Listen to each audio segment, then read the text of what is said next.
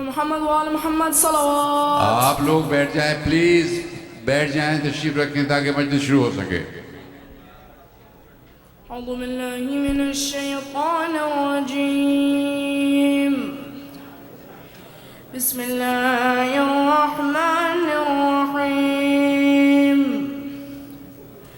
अलिफ लाम रा। किताबुन उहकिमत आयातुहु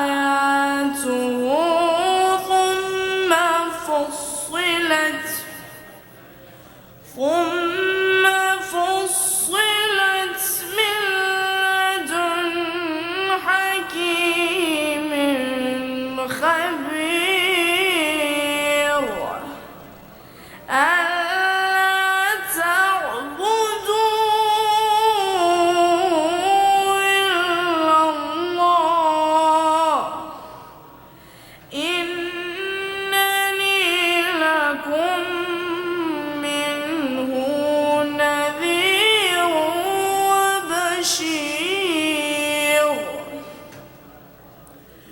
وأن استغفروا ربكم ثم توبوا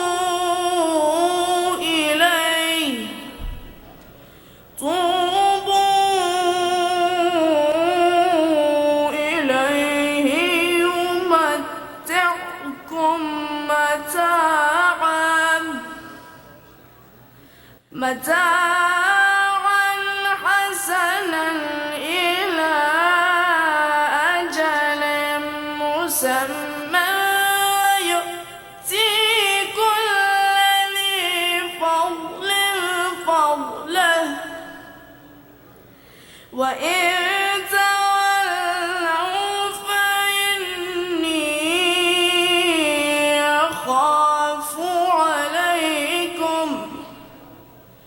أخاف عليكم عذاب يوم كبير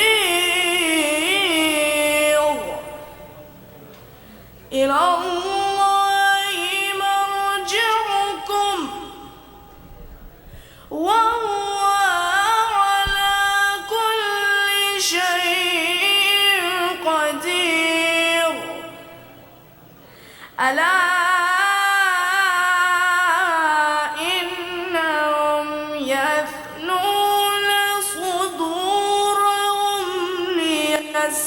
يستخفوا منه ألا حين يستغشون ثيابهم يعلم ما يسرون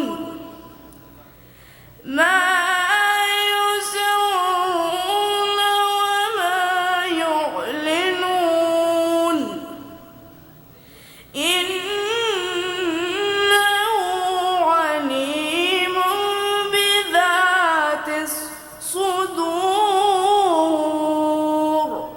صدق الله العلي العظيم.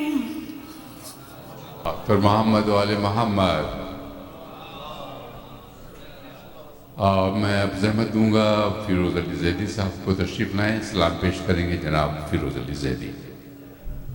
और जो लोग अभी तक खड़े हैं, मेरी दरख्वास्त थी कि बराए करम तशरीफ़ रखें ताकि मजलिस की बेहुरमती ना हो। ये बड़ी बेअदबी है मजलिस की कि लोग खड़े होकर बातें कर रहे हैं, कुरान पढ़ा जा रहा है या सलाम पढ़ा जा रहा है। बराए करम तशरीफ़ रखें। बराए खुशनुदी मोहम्मद और मोहम्मद बुलंद तर सलावत।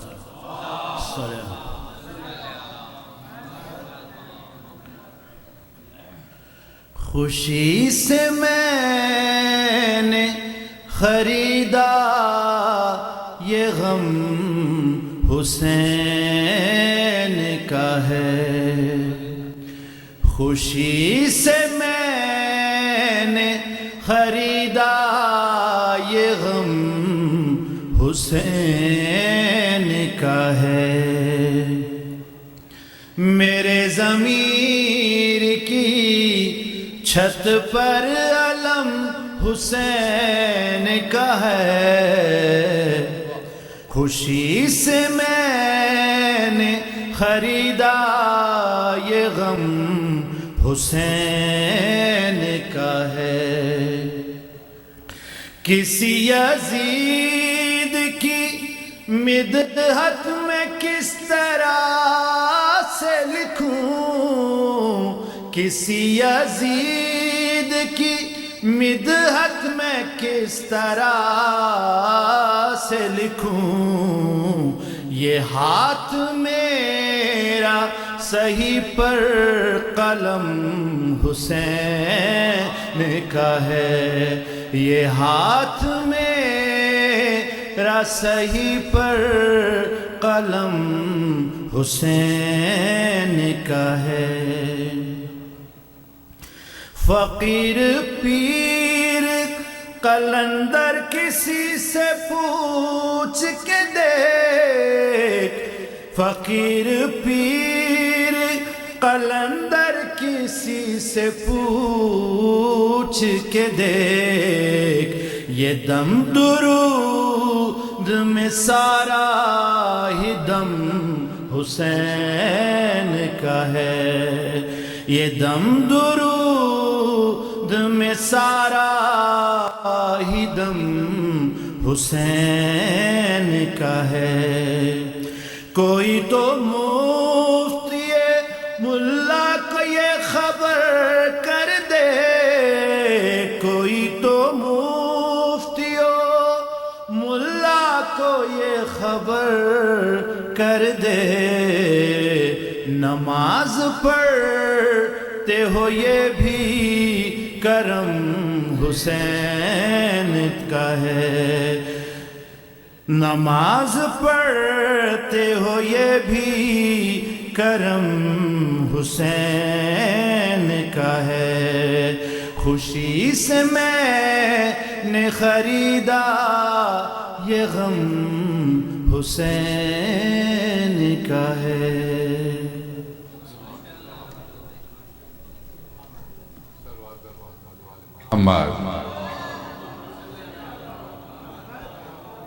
یہ تھے جناب فیروز علی صاحب جو سلام پیش کر رہے تھے، اور جیسا کہ یہاں کے ادارے کی مینجمنٹ کا حکم ہے کہ پروگرام وقت کے مطابق ہونا چاہیے، اور ٹھیک 9:40 پر مولانا کو منبر پر ہونا چاہیے، اس کے مطابق ہم چل رہے ہیں، اور میں تب پڑھنے والوں کے تعاون کا انتہائی شکر گزار ہوں۔ اب میں زحمت دوں گا شہباز حسین صاحب کو جو مرثیہ پیش کریں گے، اس درخواست کے ساتھ کہ ہمیں مولانا کو 9:40 پر منبر پر لے آنا ہے۔ بہت شکریہ آپ کے تعاون کا۔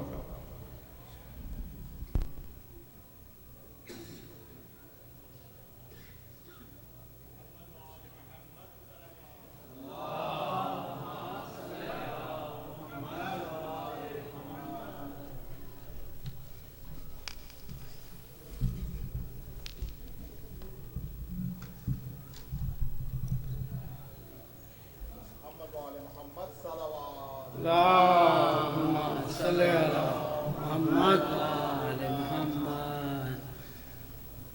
حضرات مومنین، آج 2 محرم ہے، امام حسین کا قافلہ کربلا میں وارد ہوا ہے،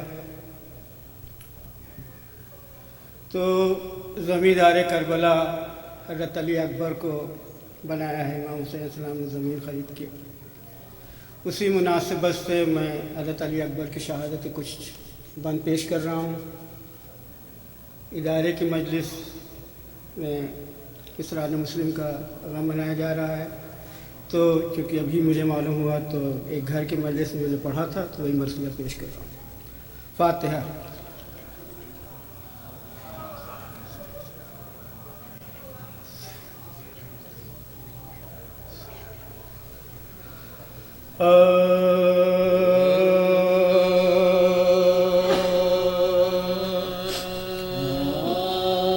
دشت بلا میں گم علی اکبر کی لاش ہے، دشت بلا میں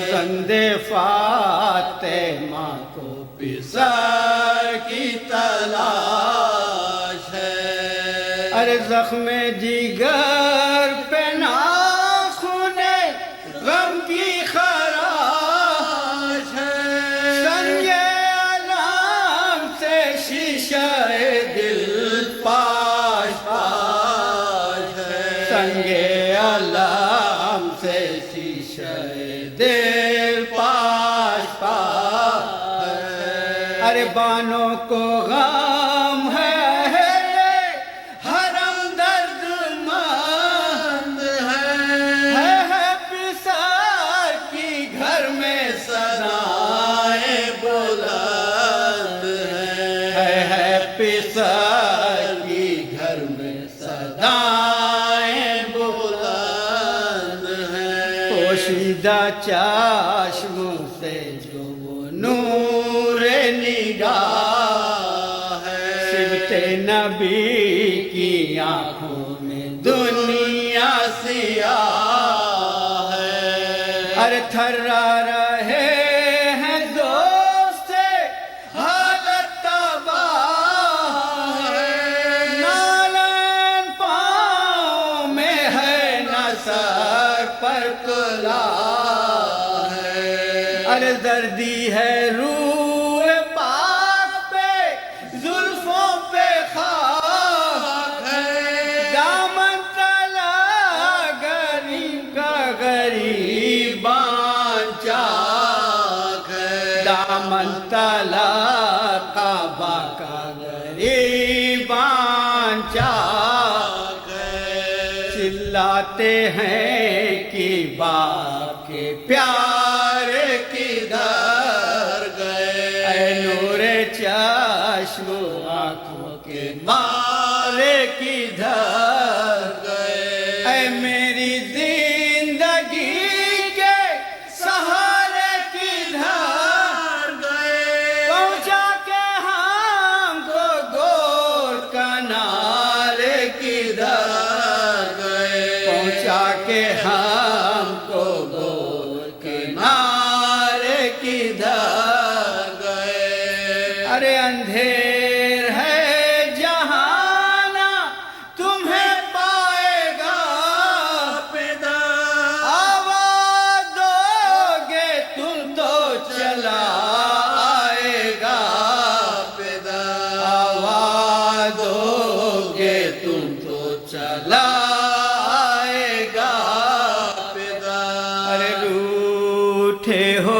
کس لیے علی اکبر جواب دو صدقے ہو باپ اے میرے دل پر جواب دو اے ہم شبیہ خار پیغمبر جواب دو تم سے بچھڑ کے جیت تو کیوں کر جواب دو تم سے بچھڑ کے جیت تو کیوں کر جواب دو ارے جو راہ ہے تمہاری وہی اپنی راہ ہے قربان جاؤں باپ کی حالت تباہ ہے قربان جاؤں باپ کی حالت تباہ ہے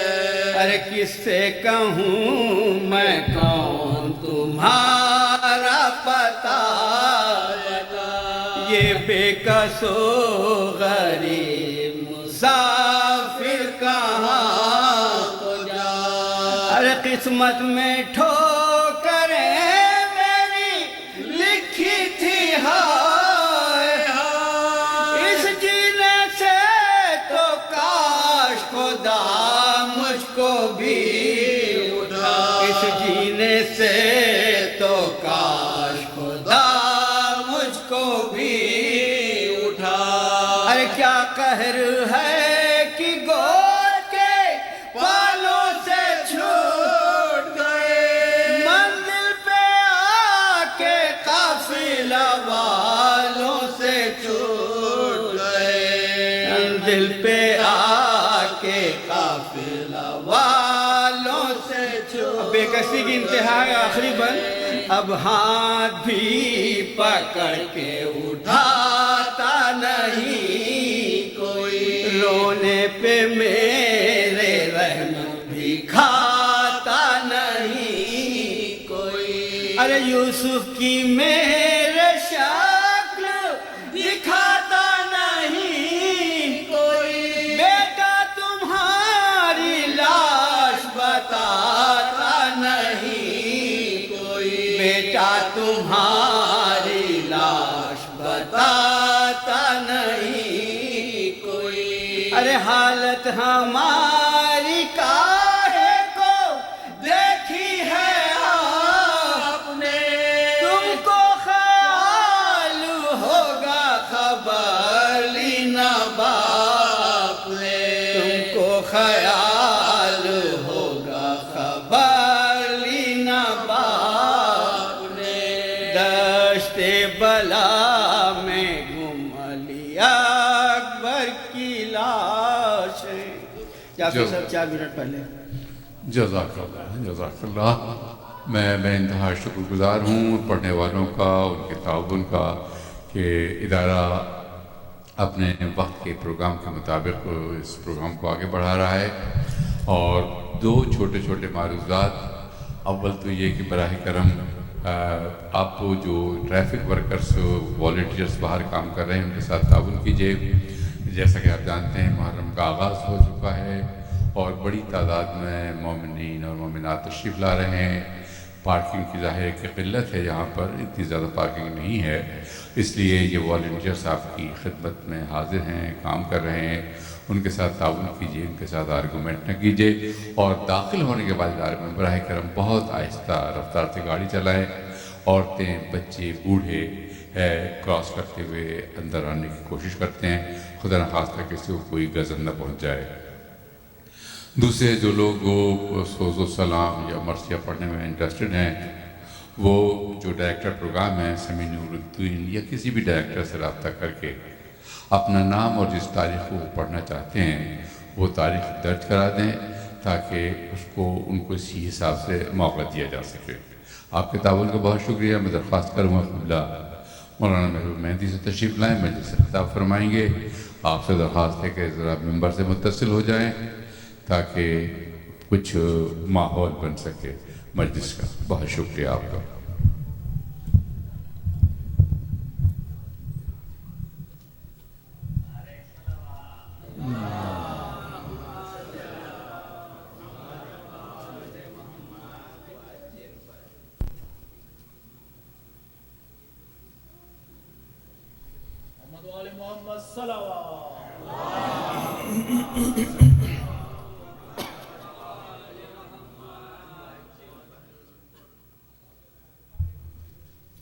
رحم الله من قرأ الفاتحة.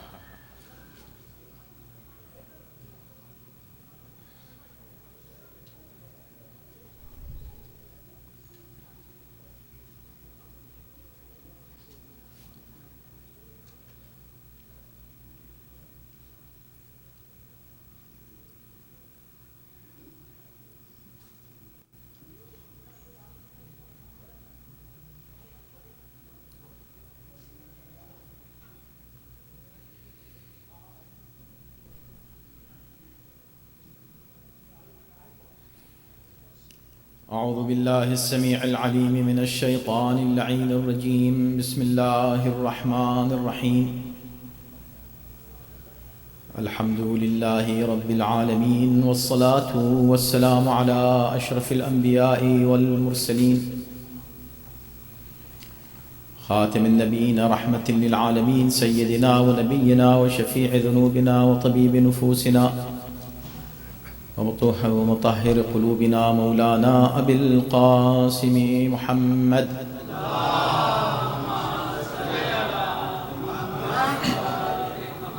وآله الطيبين الطاهرين المعصومين واللعنة الدائمة على أعدائهم أجمعين من الآن إلى يوم الدين. أما بعد فقد قال الله في كتابه الكريم بسم الله الرحمن الرحيم ألف لام را كتاب أحكمت آياته ثم فصلت من لدن حكيم خبير. صلوات.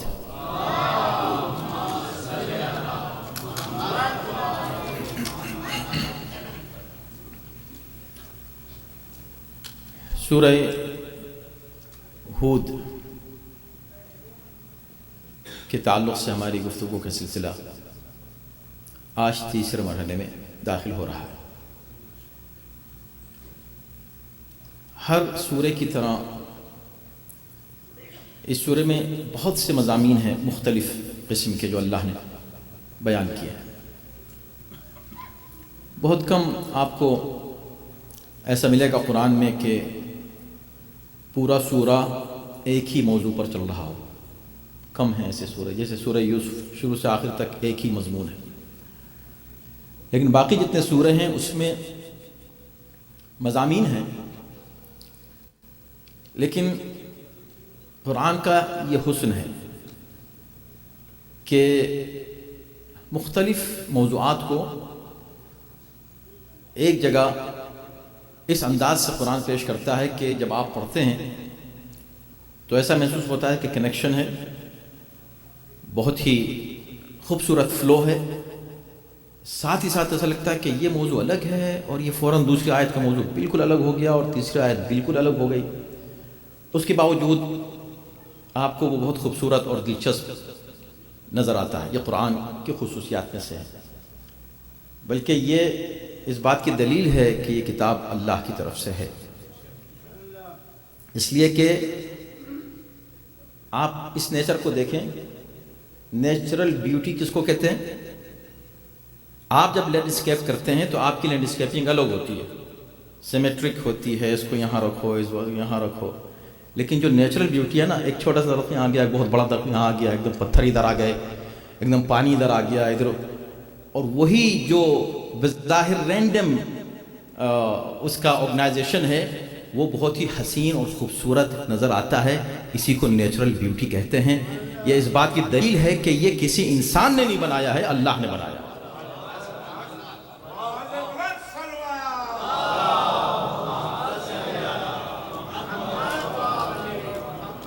یہی قرآن کی نیچرل بیوٹی ہے. کچھ لوگ اس کو نقص مانتے ہیں، نقص نہیں ہے، یہی اصل میں اس کا کمال ہے قرآن. اگر کوئی انسان اگر اس کو بناتا تو حضرت آدم کے جتنے بھی قصے ہیں سب کو ایک چیپٹر میں لا کے کہتا آدم کا چیپٹر. حضرت ہود کا قصہ، اس میں حضرت ہود ایک نبی ہے جن کا ذکر کیا گیا، لیکن پورا سورہ حضرت نوح کے نام سے منسوب ہے، لیکن موضوعات مختلف ہیں. خیر، مختصر بات، بہت زیادہ مضامین ہیں جو مجھے آپ کے سامنے پیش کرنے ہوتے ہیں اور وقت ظاہر ہے کہ کتنا بھی ہو کافی نہیں ہو سکتا. قرآن مجید ہے، یہ اللہ کا کلام ہے. لیکن ہم جلدی سے آج کا جو ہمارا مضمون ہے، دیکھیں ہم اس طرح چلیں گے کہ آپ حضرات انجوائے بھی کریں اور ساتھ ہی ساتھ ریکارڈ میں رہے آپ کے کہ آپ نے کیا سنا اور آپ کو پتہ چلے، اور عشرہ ختم ہونے کے بعد ایک چیز آپ کے سامنے آئے کہ ہاں ہم کم سے کم دوبارہ جب آپ اس سورے کو کبھی پڑھیں تو آپ کو لطف آئے، مزہ آئے، آپ کا ذہن اور بھی کھلے اور آپ تدبر کے ان راستوں پر چلیں جس کا مطالبہ قرآن ہم سے کر رہا ہے. اب دیکھیں ابھی تک کی جو 2 مجلسیں ہیں اس میں زیادہ تر فوکس اس بات پر تھا کہ قرآن نے اوور آل، پہلے تو اس کا تعارف تھا پہلے دن کہ سورہ ہے کیا، اور اس کے بعد پھر دوسرے دن ہم نے پہلی آیت پر تھوڑی سی گفتگو کی محکم اور متشابہ کے عنوان سے. قرآن میں اب میں جلدی چلوں گا کہ قرآن میں 3 طرح کی آیتیں ہیں. ایک وہ آیت ہے کہ جس میں کہا گیا ہے کہ پورا قرآن متشابہ ہے، اور ایک آیت یہ ہے جس میں کہا گیا ہے کہ پورا قرآن محکم ہے، اور ایک آیت سورہ آل عمران کی آیت نمبر 7 کہتی ہے کہ کچھ آیتیں محکم ہیں، کچھ آیتیں متشابہ. تو اس کا کیا مطلب ہے؟ مختصر یہ کہ تمام آیتیں اس اعتبار سے متشابہ ہیں کہ مفہوم اور معنی میں آپس میں کوئی کنٹرڈکشن نہیں ہے. تمام آیتیں اس اعتبار سے محکم ہیں کہ ہر آیت اپنے اعتبار سے محکم دلیل رکھتی ہے، بہترین برہان، بہترین اپروچ ریشنل انداز اور اپروچ ہے قرآن مجید کا، تو ہر آیت میں آپ کو ریزننگ، لاجک، حکمت نظر آئے گی. تو اس اعتبار سے حکمت چونکہ ہر آیت میں بھری ہوئی محکم ہے، تو سارا قرآن محکم ہے. کچھ محکم ہیں، کچھ متشابہ کا مطلب یہ ہے کہ کچھ آیتیں بہت کلیئر ہیں، واضح ہیں، آپ کی سمجھ میں آ جائیں گی. کچھ آیتیں ایسی ہیں کہ آپ کی سمجھ میں نہیں آئیں گی اور اس کے آپ لٹرل میننگ نہیں لے سکتے، اس کے کچھ ان ڈیپتھ میننگ ہیں، اس کا کچھ تعویل ہے، اور یہ تعویل خود آپ نہیں کر سکتے، یا اللہ آپ کو بتائے. اللہ تو آپ کو بتانا چاہتا ہے لیکن وہ آپ کے پاس آ کے آپ کو نہیں بتائے گا. آپ اگر اس کے پاس چلے جائیں گے واپس نہیں آئیں گے. تو لہذا اب ضرورت اس بات کی ہے کہ کوئی ہو جو ہمارے اور اس کے درمیان ہو، جو اس کی بات ہم تک پہنچائے، ہماری بات اس تک پہنچائے. صلوات بھیجے محمد و آل محمد.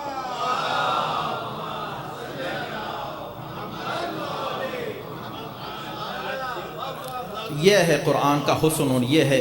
تو یہ تین آیتیں، جو لوگ معرفت کی کمی کی بنا پر ایسی باتیں کرتے ہیں کہ دیکھیں کنٹراڈکشن ہے، ایک جگہ کہا کہ سارا قرآن محکم ہے، ایک جگہ کہا سارا قرآن جو ہے وہ متشابہ ہے، اور ایک جگہ کہا کچھ محکم ہے کچھ. تو میں نے اس کی جلدی سے تشریح کر دی، اس پر 1 گھنٹہ بھی گزر سکتا تھا. میں نے کتنے اختصار کے ساتھ ماشاءاللہ یہ مجمع، کیونکہ دیکھیں نا یہ جو ہے یہ کنڈینسڈ کورس سمجھیں اس کو. سورہ ہود کے تعلق سے ایک کریش کورس کی طرح ہے یہ اشرا آپ کے لیے. اور کریش کورس آپ سمجھتے ہیں کہ تمام مضامین کو جو کنٹینٹ ہے اس کو کنڈینس کر کے پیش کیا جاتا ہے، مضامین وہی رہتے ہیں، اس کے بعد پھر وہ اسٹوڈنٹ کے اوپر چھوڑ دیا جاتا ہے کہ اب یہ تمہاری ذہانت اور عقل کے اوپر ہے کہ تم اس کو کس انداز سے مزید لے کے آگے بڑھو. ایک صلوات دیجیے محمد.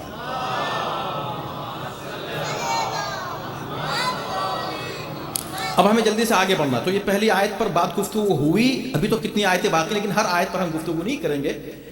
وہ آیات جو سامنے کی ہیں اور جو ظاہر سی بات ہے کہ ہماری عام زندگی میں بھی ہمارے کام آئیں گی، ہمارے عقیدے کے لیے، اخلاق کے لیے، فقہ کے تعلق سے، وہ ہیں. اور باقی تو ضمنی آیات ہیں، اگر کوئی بات رہ جاتی ہے تو اس کے اوپر ہماری 50 سے زیادہ ماشاءاللہ تقریریں ہیں سورہ ہود کے اوپر. تفسیر کا ایک سلسلہ ہے جو چل رہا ہے، وہ سب موجود ہیں. جس کو زیادہ دلچسپی ہو اس کو اس طرف جا سکتا ہے. 40 منٹ کا ایک درس ہوتا ہے اور 1 یا 2 آیتیں لی جاتی ہیں، اس کی بہت ہی ڈیٹیل میں ہم اس پر گفتگو کرتے ہیں. یہ تو ہم ان سب کو سمیٹ رہے ہیں ان 10 مجلسوں میں. اب آئیے دیکھیں کہ ہم دوسری آیت جلدی سے پڑھتے ہیں. دوسری آیت میں جیسے اللہ نے کہا کہ یہ وہ قرآن ہے کہ جو محکم ہے. ثم فصلت آیاتہ، اور اس کی آیتوں کو اللہ نے مفصل کیا ہے، اس کی تفصیل پیش کی ہے. یعنی ایسا نہیں ہے کہ قرآن اللہ نے اتار دیا اب آپ پہ چھوڑ دیا کہ تم جو چاہو سمجھو قرآن سے. نہیں، قرآن اللہ نے اتارا محکم دلیلوں کے ساتھ، محکم براہین کے ساتھ. ثم فصلت، پھر اس کی تشریح بھی خدا نے کی. تو آپ نے کہا کہاں کی، اللہ نے کیسے کی؟ تو اب دوسری آیت یہ بتا رہی ہے کہ اللہ تعبدوا الا اللہ. وہ کیا پیغام ہے، اللہ تعبدوا الا اللہ، کہ اللہ کے علاوہ کسی کی عبادت نہیں کرنا. یہ کون کہہ رہا ہے؟ یہ خدا کہہ رہا ہے یا یہ پیغمبر کہہ رہے ہیں؟ تو آیت کا دوسرا حصہ، چھوٹی سی آیت ہے، اور میں بس یہ ریکمینڈ کروں گا، گزارش کروں گا کہ 3-4 آیتیں جو ہوں گی جو میں آپ کو حوالے دوں گا، ان میں سے کوئی ایک آیت جو آپ کو زیادہ ایزی لگے، آسان لگے، اس کو یاد کر. یعنی روز آپ کو ایک آیت یاد کرنی ہے، اور جب عشرہ گزرے، بلکہ 12 مجلس گزرے تو آپ کو 12 آیتیں اس عشرے میں یاد ہو جائیں زبانی. پلیز اس کے آپ ابھی بیٹھ کے دعا کریں اور ارادہ کریں، پھر دیکھیں کہ کیسے اللہ آپ کی مدد کرتا ہے. عربی میں آپ یاد کر لیں، اسی کو یاد کر لیں. پہلی آیت یاد کر لیں مثلا، یہ پہلی ہو گئی. پھر دوسری آیت بھی ہے، اللہ تعبدوا الا اللہ اننی لکم منہ نذیر و بشیر. میں تمہارے لیے اللہ کی جانب سے بشیر و نذیر ہوں. تو اس کا مطلب یہ کہ یہ قول پیغمبر اسلام کا ہے. وہ فرما رہے ہیں اللہ تعبدوا الا اللہ، خبردار اللہ کے علاوہ کسی کی عبادت نہیں کرنا، اور میں اللہ کی طرف سے تمہارے لیے نبی اور رسول بن کر آیا ہوں. اب یہ جو ہے اللہ تعبدوا الا اللہ، میں نے اس سے پہلے عرض کیا تھا کہ سورہ ہود میں شروع کی جو آیات ہیں یہ پیغمبر اسلام کے تعلق سے. پھر حضرت نوح کا ذکر شروع ہوگا. کل یا پرسوں شاید ہم حضرت نوح کا ذکر شروع کریں. حضرت نوح کا ذکر آتا ہے, اس کے بعد پھر حضرت ہود کا آتا ہے, پھر حضرت صالح کا آتا ہے. اس طرح ترتیب, اور آخر میں پھر دوبارہ رسول اللہ کے تذکرے پر یہ پورا سورہ تمام ہو جاتا ہے. اب جو ذکر ہے, جتنے انبیاء آئے سب نے یہی بات کہی. چند باتیں تمام انبیاء میں جو مشترک ہیں, ان مشترک باتوں میں پیغمبر اسلام کا پہلے ذکر ہو رہا ہے. یعنی جو بھی آیا حضرت نوح کا جب آپ ذکر پڑھیں گے تو وہ بھی ایک اللہ تعبد الا اللہ, حضرت ہود نے بھی اللہ تعبد الا اللہ, سب یہی کہہ رہے ہیں. دو چیزوں کا سب نے بہت ہی زیادہ ذکر کیا ہے تاکید کے ساتھ. ان میں سے ایک کیا ہے؟ توحید الہی, اللہ تعبدو الا اللہ. پھر یہ ذکر کیا ہے کہ ہم اللہ کے رسول بن جائیں, اللہ کو مانو, اس کے علاوہ کسی کو نہیں مانو, اور میں اللہ کا رسول ہوں. ایک ہی آیت میں یہ دے دیا گیا, یعنی ایک ہی آیت میں لا الہ الا اللہ محمد رسول اللہ کا پیغام دے دیا گیا. اب یہ بات کہی گئی تو لوگوں نے کہا کہ یہ کیا بات ہوئی؟ ابھی تو آپ کہہ رہے ہیں کہ صرف اللہ کی بات کرو, صرف اللہ ہے, لا الہ الا اللہ, اللہ تعبد الا اللہ, اور اس کے بعد پھر آپ یہ لازم قرار دے رہے ہیں کہ اللہ کے نام کے ساتھ آپ کا نام ضرور ہو. مجھے یاد نہیں, شاید کبھی میں نے اس بات کو عرض کیا ہے کہ میں خود کسی ٹی وی چینل پر اس کو سن رہا تھا, اور کوئی ایک عیسائی, ایک کرسچن جو ہے وہ اعتراض کر رہا تھا مسلمانوں پر کہ مسلمان وہ ہیں جو خود کو موحد مانتے ہیں, ابسولوٹ ونس آف گاڈ کی بات کرتے ہیں, لیکن اوریجنلی یہ مشرک ہیں. ہم نہیں ہیں مشرک, ہم تو صرف کہتے ہیں سن آف گاڈ, یہ کہتے ہیں گاڈ از ون, اور عیسیٰ جو ہیں Jesus is son of God, بس ہم اتنی سی بات کرتے ہیں. تو اس پر ہم کو وہ کافر کہتے ہیں, حالانکہ مسلمان خود کافر ہے. کیوں؟ وہ یہ کہہ رہا ہے کہ اس لیے کہ تم مسلمانوں کو دیکھو کہ جب بھی لا الہ الا اللہ کہتے ہیں اس کے ساتھ فوراً ہی اسی ٹون میں, اسی انداز, اسی اسٹائل میں محمد رسول اللہ بھی کہتے ہیں. اگر تمہارا خدا ایک ہے تو بس صرف لا الہ الا اللہ کو یہ ساتھ میں اسی انداز سے ملا کے یہ کہنے کا کیا مطلب ہے؟ تو اس سے ثابت ہوا کہ یہ کہتے تو ایک خدا ہیں لیکن مانتے دو خداؤں کے, نعوذ باللہ. یہ اس کی طرف سے اعتراض تھا. لیکن دیکھیں, کوئی بھی اعتراض کرے تو ہم اس کو فوراً ریجیکٹ نہیں کرتے, اس پہ سنتے ہیں, غور کرتے ہیں کہ تم کیا کہہ رہے ہو, تمہیں کیا کنفیوژن ہے, تمہارا کیا کویسچن ہے, تمہارا کیا سوال ہے. کوئی بھی دنیا کا کوئی انسان, اس لیے کہ مذہب اہل بیت الحمدللہ عقل و فکر کا مذہب ہے, تعقل, تدبر. قرآن بھی یہی ہم کو سکھا رہا ہے, اہل بیت نے بھی ہم کو یہی سکھایا. ہم کوئی بھی بات صرف جذبات میں, چونکہ ہمارے ابا نے کہہ دیا تھا, چونکہ امی نے کہہ دیا تھا, اس لیے نہیں مانتے, عقل سے مانتے, دلائل سے مانتے ہیں. تو اگر کوئی شخص یہ کہہ رہا ہے, سنیں کیا کہہ رہا ہے, وہ یہ کہہ رہا ہے کہ تم دونوں کو ملا کے, یہ تو شرک ہو گیا, اتنا زیادہ ملا کے کہہ رہے ہو, اور اسی ٹون میں. اچھا چلو عام حالات میں کرو, اذان کہہ رہے ہو تو اس میں بھی, اذان تو عبادت ہے نا, اس میں بھی محمد رسول اللہ کو, بھئی تم خدا کا ذکر کرو نا, تم اللہ کی طرف بلا رہے ہو. تو چلو اذان میں کہہ دیا, اب تم نے نماز شروع کر دی, اقامت ہو گئی, اقامت میں بھی کہہ رہے ہو. چلو اس میں کہہ دیا, چلو مان لیا کہ چلو بھئی تم ذرا سا یاد دلا رہے ہو کہ یہ ہیں پیغمبر, لیکن اب تو نماز شروع ہو گئی نا, اور نماز تم کہتے ہو صرف اللہ کے لیے ہے. اب تم نماز تمام ہی نہیں کر رہے ہو جب تک اشہد ان محمدن عبدہ و رسولہ نہیں کہا.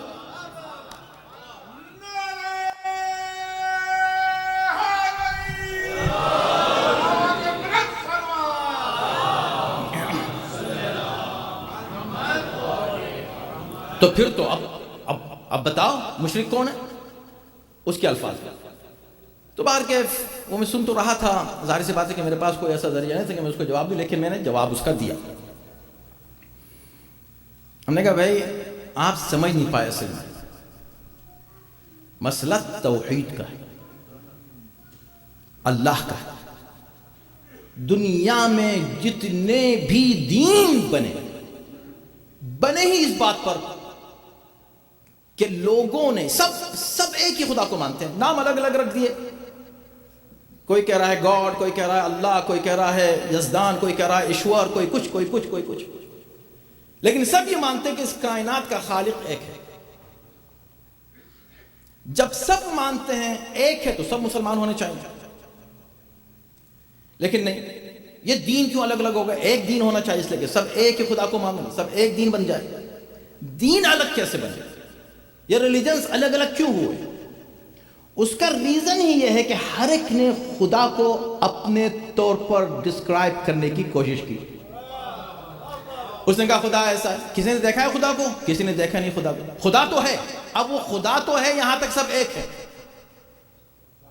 خدا کیسا ہے؟ یہاں سے سب الگ الگ ہو گئے۔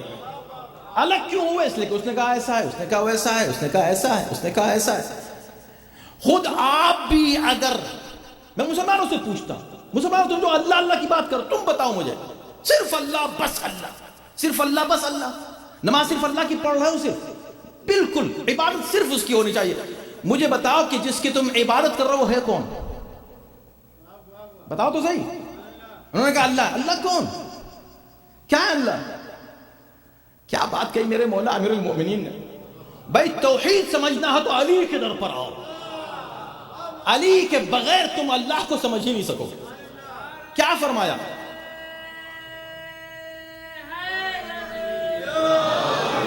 خبردار، خدا کو اپنے ذہن میں سوچنے کی کوشش نہیں کرنا،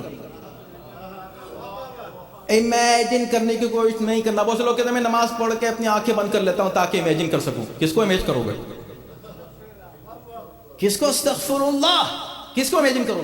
اچھا نماز پڑھ لو، رکوع ہو رہا، بس اللہ تیری بارگاہ میں۔ کون ہے وہ اللہ جس کی بارگاہ میں آپ آ گئے؟ اب آپ نے اگر ذہن میں، تو مولا فرماتے ہیں کہ اگر تم نے اپنے ذہن میں خدا کا تصور پیدا کرنے کی کوشش کی تو یاد رکھو وہ جو تمہارے ذہن کا خدا ہوگا وہ خالق نہیں ہوگا، تمہارے فکر کی مخلوق ہوگا۔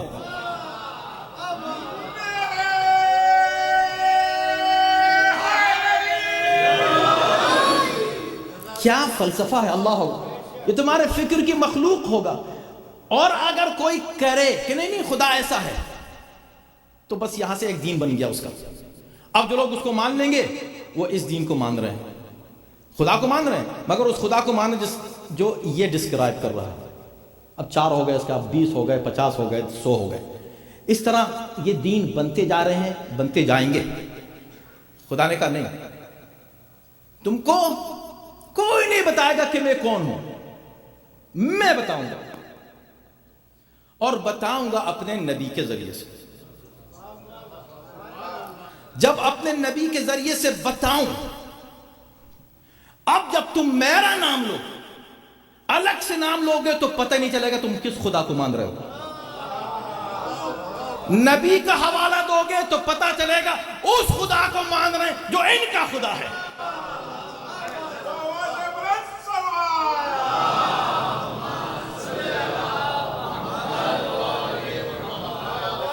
ورنہ بہک جاؤ گے، پتہ نہیں کس خدا کو تم مان لو۔ لہذا تمہیں حوالہ، اس لیے کہ اتنے خدا لوگوں نے بنائے، اتنے خداؤں کا ذکر لوگوں نے کیا، ہر شخص جس کا ایسا ہے خدا، ویسا ہے خدا۔ اب تم جب تک خدا کو ماننے کے لیے حوالہ نہیں دو، ریفرنس نہیں دو، تمہاری توحید قابل قبول نہیں ہے۔ خطرے میں ہو تم، نہ جانے کہاں شرک کر رہے ہو۔ تو سمجھے کتنا بڑا دھوکہ ہے یہ کہ صرف اللہ کی بات کرو، کسی کی نہیں کرو، رسول اللہ کی بات بھی مت کرو، صرف اللہ کی۔ یہ جو اعتراض میں نے آپ کو بتایا کہ عیسائی کا، اس پر ایک فتویٰ آیا جناب، فتویٰ، انہوں نے کہا اذان میں لا الہ الا اللہ کہو زور سے، لیکن محمد رسول اللہ بھی کہہ سکتے ہیں مگر ٹون چینج کر دو، آہستہ کہو، سیم ٹون میں مت کہو ورنہ شرک ہو جائے گا۔ دیکھیں کتنا بڑا دھوکہ ہے۔ لیکن قرآن یہ کہہ رہا ہے کہ اگر تم نے یہ حوالہ نہیں دیا تو شرک ہو جائے گا، تم کفر کی طرف جا رہے ہو اگر تم نے نبی کا حوالہ نہیں دیا لا الہ الا اللہ کہتے ہوئے۔ اور یہ بات تو اتنی سمجھائی ہے قرآن نے، اتنی وضاحت کے ساتھ بتائی ہے قرآن نے کہ اس کو اب ہم کیا بتائیں۔ اور یہ تو جو نیا مسلم ہوتا ہے نا، نیا مسلم ابھی اس نے اسلام قبول کیا، وہ بھی سمجھتا ہے اس بات کہ میں نے جس خدا کو اب مانا ہے کون سا والا خدا ہے۔ ایسے سمجھے نا آپ؟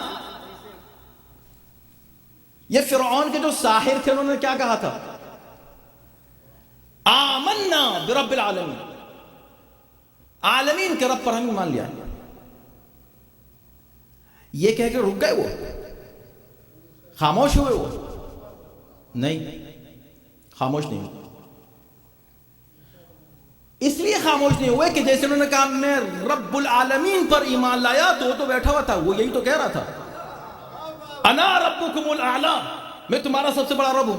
انہوں نے فوراً کہا نہیں رب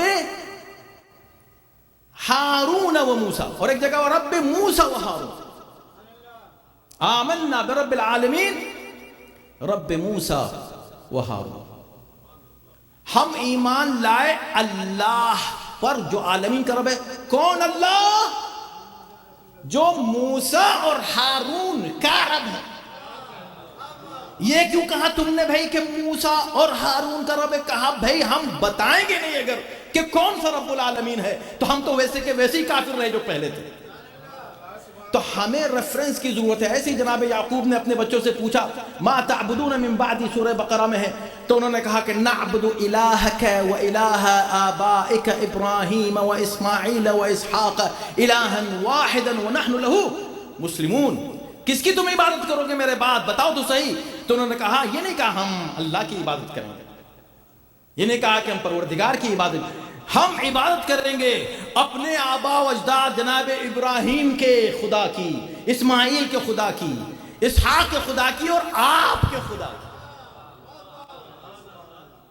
تو پتا چلا کہ یہ جو محمد رسول اللہ ہے یہ ڈسکرائب کر رہا ہے لا الہ الا اللہ کو, تاکہ کوئی توحید کے راستے سے ہٹ نہ جائے, بہک نہ جائے. توحید کے راستے پر, حقیقی توحید پروردگار کی حقیقی معرفت کے راستے پر قائم رکھنے کے لیے ضرورت ہے ایک ریفرنس کی, اور وہ ریفرنس ہے محمد رسول اللہ. مگر کیا کیا جائے کہ مسلمانوں نے رسول اللہ کے سلسلے میں اتنا اختلاف کیا کہ کسی نے کہا رسول ایسے ہیں, کسی نے کہا رسول ویسے ہیں. تو اب ہم کو ایک اور کلمے کی ضرورت پیش آئی جو ہم کو یہ بتائے کہ رسول کیسے ہیں. تو ہم نے کہا علی ولی اللہ.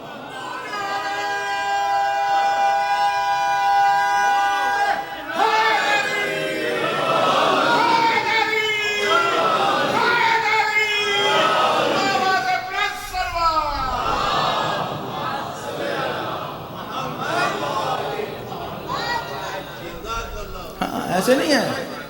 کون ہے محمد رسول اللہ؟ کون؟ ارے صاحب یہ علی ولی اللہ کہاں سے لائے, یہ کب سے اضافہ کیا؟ اس طرح کے سوالات میں کریں, ورنہ ہم پوچھ سکتے ہیں کہ آپ نے کب سے نکال دیا. عقلی باتیں کریں, دلائل کے ساتھ بات کریں. علی ولی اللہ کہنا اس لیے ضروری ہے کہ محمد رسول اللہ تو کہہ دیا آپ نے. اب دیکھ لیجئے اس وقت دنیا میں مسلمانوں کی حالت دیکھ لیجئے, اذانوں میں محمد رسول اللہ ہو رہا ہے کہ نہیں؟ کتنی زوردار آواز میں لا الہ الا اللہ بھی کہہ رہے ہیں, محمد رسول اللہ بھی کہہ رہے ہیں. اور اللہ نے بھی اور رسول نے بھی وعدہ کیا تھا کہ تم تو بہت بلند رہو گے. اور ان کا حال دیکھ لیجیے آج آپ, ہر ایک کے سامنے جھکنے کو تیار ہیں سوائے خدا کے. سب کے سامنے جھک رہے ہیں سوائے خدا کے. کیوں؟ اس لیے کہ وہ خدا جو انہوں نے لیا کسی اور سے لے لیا. کہا نہیں رسول اللہ سے لیا. ہاں جس رسول اللہ سے لیا وہ بھی کوئی اور رسول ہے, وہ ہے ہی نہیں جسے خدا نے بھیجا تھا. کہا نہیں وہ تو وہی ہے. اچھا وہی ہے, تو پھر تمہارے جیسے کیسے ہو گئے؟ تمہارے جیسے کیسے ہو گئے؟ مرحوم مولانا طاہر جلوی صاحب کا ایک جملہ مجھے یاد آیا, اکثر میں اس کا کبھی حوالہ دیتا تھا جب یہاں پہنچتا ہوں, کہ انہوں نے کہا کہ وہ کہتے تھے اچھا تو رسول تم جیسے ہیں؟ ہاں ہم جیسے ہیں رسول. اچھا بھائی ہم نے تو رسول کو دیکھا نہیں, تم کو خوب دیکھا ہے. اگر رسول تمہارے جیسے تھے تو بھائی ہم تمہارے جیسے کا کلمہ کیوں پڑھیں؟ ہم کیوں اس کا کلمہ پڑھیں جب تمہارے جیسا تھا؟ اگر ہمیں کلمہ پڑھنا ہے تو اس کا پڑھیں گے جو علی جیسا تھا. صلوات بھیجے محمد و آل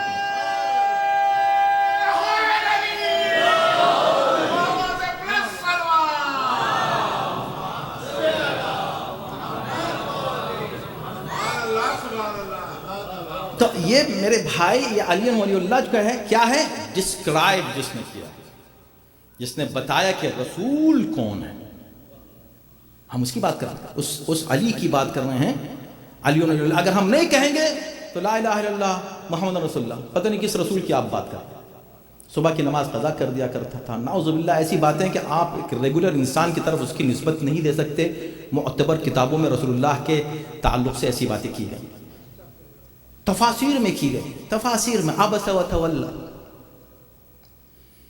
ایک نابینا آیا، مؤمن نابینا، غریب انسان، وہ آ کے قریب بیٹھا اور یہ بڑے لوگوں سے، مالدار لوگوں سے بات کر رہے تھے، تو اتنا ناگوار گزرا کہ انہوں نے منہ پھیلے کہ یہ کہاں آ گیا اس وقت. میں پیسے والوں سے بات کر رہا تھا اور یہ آ گیا یہ غریب اور فقیر. لوگ سوچتے پڑھیں بھائی، کو تھوڑی سی ریسرچ تو کر لیں، کچھ ریسرچ تو کریں. خالی مولویوں کی باتیں سنیں گے اور خطبے سنیں گے اور خالی یہ باتیں سنیں گے. میری بات بھی مت سنیں، نہیں، جو میں کہوں اس کی 10 بار ریسرچ کر اور مجھ کو بھی آ کے سمجھا، میں مان لوں گا.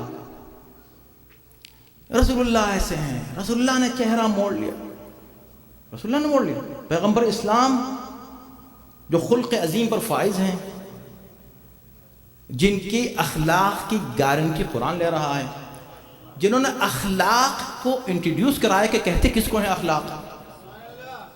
آپ یہ بات کسی نان مسلم کے سامنے کر سکتے ہیں کہ پیسے والے آ کے بیٹھے ہوئے تھے، بات ہو رہی تھی، اب اس کی تعویلیں کرتے نہیں ان کو مسلمان کرنا چاہ رہے تھے. ارے ہوں گے مسلمان، ان کو اس بات کی ضرورت کیا ہے، اس بیس پہ مسلمان کریں گے. بلکہ غلط بات ہے یہ، اس لیے کہ ان کو تو پتا تھا اگر ایسا کرتے ان نان مسلم. دیکھیں اب میں کیا کروں، موضوع سے نہیں ہٹنا چاہ رہا، لیکن ایک بات جب آ گئی ہے تو بات کلیئر ہو جائے. یہ جو کہا جاتا ہے کہ عبس و تولی میں رسول اللہ نے منہ موڑا، اس کو آپ کھل کے ہمارے نوجوان ڈسکس کریں ان سے، کیسے ہاؤ ڈیئر یو سے دیٹ کہ رسول اللہ تھے ایسا کرنے والے. کہ نہیں وہ تفسیروں میں لکھا ہوں گے مفسر. اور دوسری بات دیکھو، ایک چیز ہے عقیدے کے خلاف، ایک چیز ہے تاریخ کے خلاف، ایک چیز ہے حقیقت کے خلاف، ایک چیز ہے کامن سینس کے خلاف. کامن سینس کے خلاف. وہ جو آئے تھے عبداللہ ابن مکتوم کیا تھے؟ کہا نابینا تھے. غریب کو چھوڑو فی الحال، چلو نابینا تو تھے کہ ہاں، تو جب نابینا تھے تو منہ کیوں موڑا؟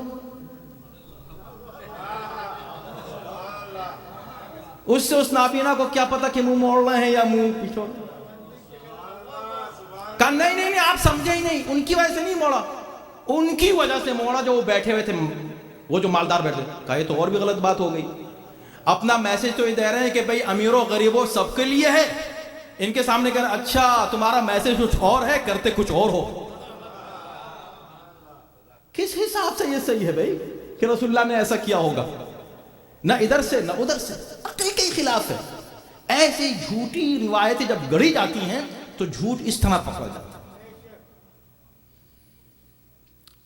شکاگو میں ایک کانفرنس ہو رہی تھی، بہت بڑی کانفرنس تھی، اس کا نام تھا رحمت للعالمین کانفرنس.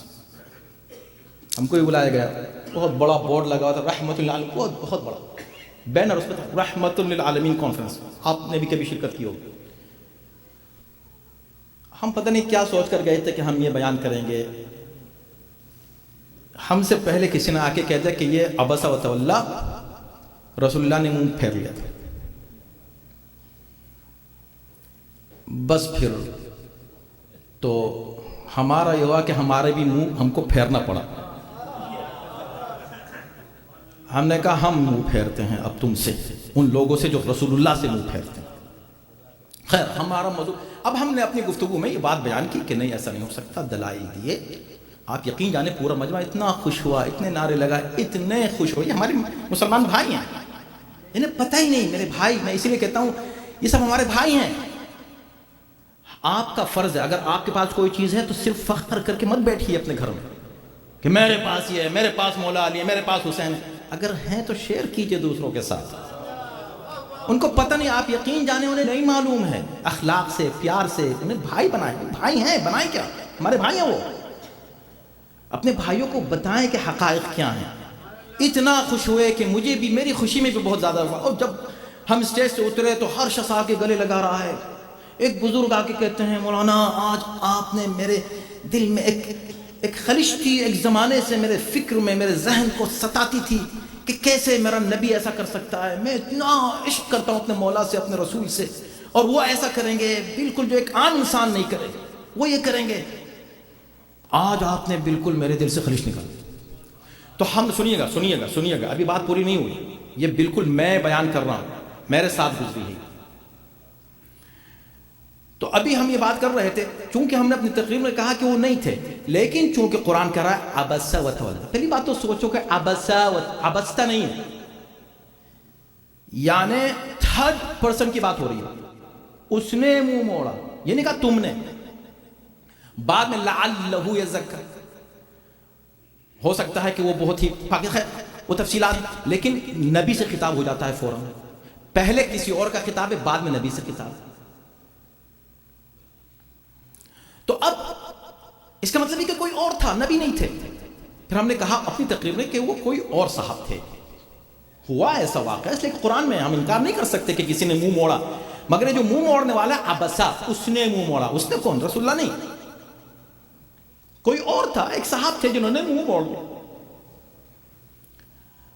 یہ ہو چکی تھی بات، اب لوگ آ کے ہم سے گلے مل رہے ہیں، اپریشیٹ کر رہے ہیں، تھینک یو مولانا، ماشاء اللہ مولانا، ہم بھی خوش ہو رہے ہیں۔ 2-3 لوگ آ گئے،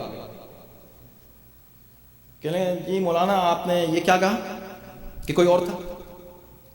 آپ یقین جانے کچھ لوگ تو ایسے ہیں کہ آستینیں چڑھا کے رسول اللہ کے خلاف آتے ہیں،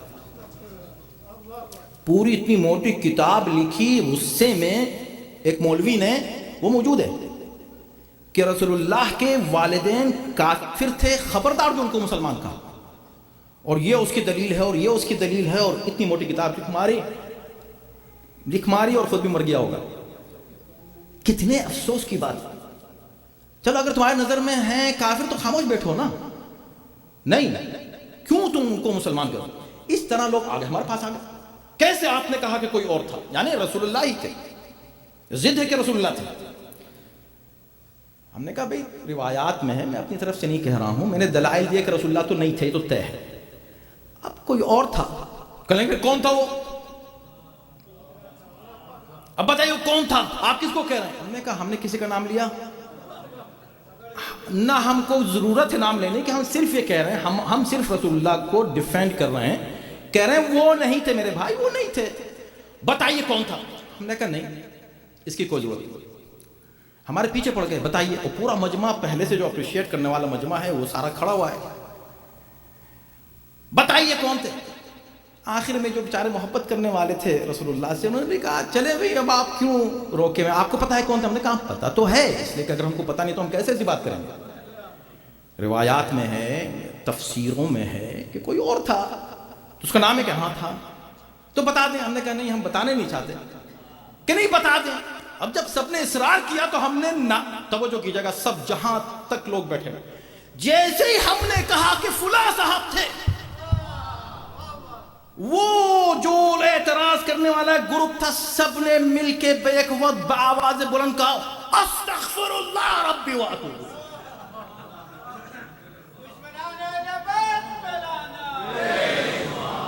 آپ ہیں مجلس میں بیٹھے ہوئے، آپ کو حیرت ہو رہی ہے، انہوں نے کہا استغفر اللہ، وہ کیسے ہو سکتے؟ اور پھر بآواز بلند بہت غصے میں آ کر ہم سے کہتے ہیں سب مل کر، آپ کی دشمنی صحابہ سے جائے گی نہیں۔ ہم نے کہا اتنا بڑا استغفر اللہ، اس کا مطلب ہے کوئی بہت بری بات میں نے کہہ دی تو آپ کو بری لگی؟ اگر تم ہم سے کہہ رہے ہو ہم تو صحابہ کو سر آنکھوں پر رکھتے، لیکن تم نے اصرار کیا تو میں نے بتا دیا، لیکن اگر کہہ رہے ہو تو مجھے بھی کہنے دو، تمہاری دشمنی رسول اللہ سے جائے گی نہیں۔ صلوات بھیجے محمد علیہ۔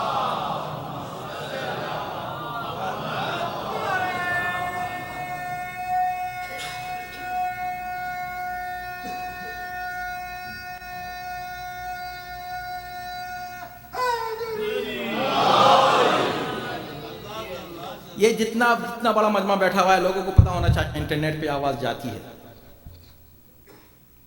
کسی میرے بچے سے یہاں جو بیٹھے ہیں نا، یہ بچے چھوٹے، ان سے پوچھیں کہ تم علی کو کیا سمجھتے ہو؟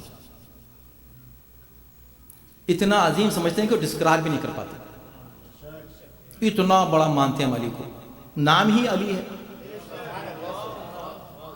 بہت زیادہ مانتا، بہت بڑا مانتا، بہت عظیم مانتا۔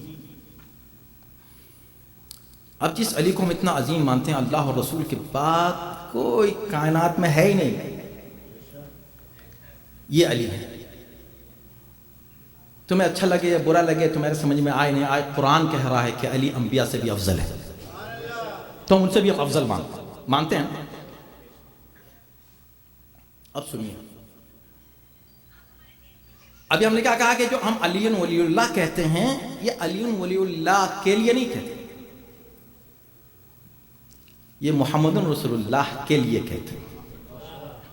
اور یہ جو ہم محمد رسول اللہ کہتے ہیں، محمد رسول اللہ کے لیے نہیں کہتے، لا الہ الا اللہ کے لیے کہتے ہیں۔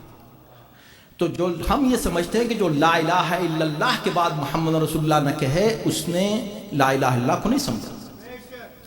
اور جو محمد رسول اللہ کے بعد علی ولی اللہ نہ کہے، اس نے صحیح معنی میں، ذرا اچھے الفاظ میں عرض کروں کہ صحیح معنی میں رسول اللہ کی معرفت حاصل نہیں کی۔ اس لیے کہ بھائی آپ یہ کہتے ہیں، اگر آپ کا کلمہ ہم مان لیں تو آپ جیسے تھے، اب ہم اس کو مانتے ہیں جس کو علی نے ڈسکرائب کیا۔ علی نے کیا ڈسکرائب کیا؟ علی نے کیا کہا؟ آپ نے تو بتا دیا کہ رسول اللہ ایسے تھے، اور ایسے ایسے جملے ہیں کہ میں ممبر سے کہہ بھی نہیں سکتا جو رسول اللہ کو ڈسکرائب کرنے کے لیے کیے جاتے ہیں۔ یہ جو گستاخ نان مسلم گستاخ ہے نا، وہ انہی ریفرنسز سے گستاخی کرتے ہیں رسول اللہ کی شان میں، سب آپ کو پتہ ہی ہے۔ لیکن جاؤ پوچھو کسی سے کہ رسول کیا تھے، اور پھر آ کے اس علی سے پوچھو کہ جس سے بڑا اس کائنات میں کوئی ہے ہی نہیں۔ علی سے پوچھو، علی کیا بتائیں گے؟ یا علی بتائیں رسول اللہ کیا تھا، تو صرف ایک جملے میں بات ختم کر دیں گے، انا عبد من عبید محمد، میں محمد کے غلاموں میں سے ایک غلام ہوں۔ یہ کون کہہ رہا ہے؟ علی کہہ رہا ہے۔ کیا علی غلام تھے؟ غلام تھے؟ اگر جو علی نے کہا آپ کہہ دیں اس وقت یہ بات، تو ہو سکتا ہے اسلام سے خارج ہو جائے۔ یہ علی کہہ سکتے ہیں مقام انکسار، سمجھے؟ اب میں اس کو سمجھانے میں کیوں اتنا وقت لگاؤں؟ آپ نے کہا میرے غریب خانے پہ آ جائیے گا مجلس سے، اب پتہ چلا اعلان کر دیا بھائی ان کے مولانا کے غریب خانے پہ آ جائیے گا مجلس سے۔ مولانا کہہ سکتے ہیں اپنے لیے اپنا غریب خانہ، آپ ان کو غریب خانہ مت کہیں۔ عربی میں تو بس طالب علم ہوں، اسٹوڈنٹ ہوں، آ گئے۔ ارے ان کو کس نے بلا لیا؟ یہ خود کہہ رہے تھے میں طالب علم ہوں۔ بھائی انکساری ہے، ہمبل نس میں انسان جو کچھ کہہ رہا ہے، اور تو ہم واقعی طالب علم، بھائی آپ ایسا مت سمجھیں گے میں خود کو کچھ عالم کہہ رہا ہوں، لیکن انسان جب مقام انکساری میں کوئی بات کہتا ہے تو وہ کہہ سکتا ہے، آپ اس کو نہیں دہرا سکتے۔ علی مقام انکساری میں کہہ رہے ہیں کہ وہ نبی کے غلام ہیں، غلام نہیں ہیں، مگر کہہ رہے ہیں کیوں؟ تاکہ سوچ لو علی جو اتنا عظیم ہے، جب وہ نبی سے ایسے بات کرتا ہے تو تم کون ہو یہ کہنے والے کہ نبی مجھ جیسے تھے؟ علی نے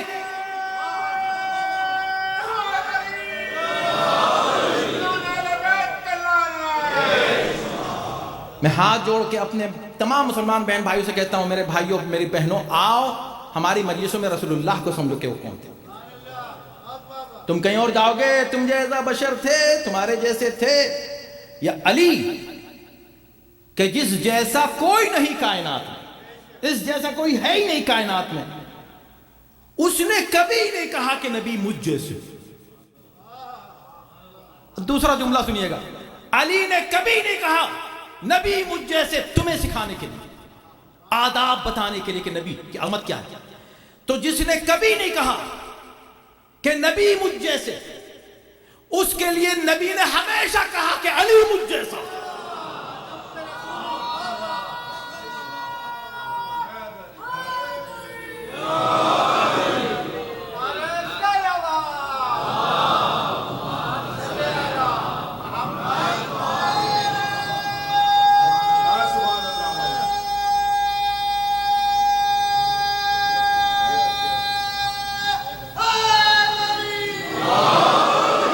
ماشاءاللہ سلامت رہیں بھئی. یہ کوئی جذباتی باتیں ہیں یا حقائق ہیں؟ اس میں بتائیے کتنی سچی باتیں ہیں, لیکن لوگوں کو پتہ نہیں, بہت سی چیزیں معلوم نہیں ہوتی ہیں. ہم سب کا فرض ہے کہ حقائق کو دنیا کے سامنے جو طریقہ ہے ادعو الی سبیل ربک بالحکمت والموعظۃ الحسنہ, حکمت کے ساتھ, موعظہ حسنہ کے ساتھ, دلائل کے ساتھ لوگوں کو بتائیں. پتہ نہیں ہے بیچاروں کو, وہ سمجھتے ہیں کہ بھئی اوہ یہ علی کا بہت ذکر کرتے ہیں, جب دیکھو بس علی کا ذکر کرتے ہیں.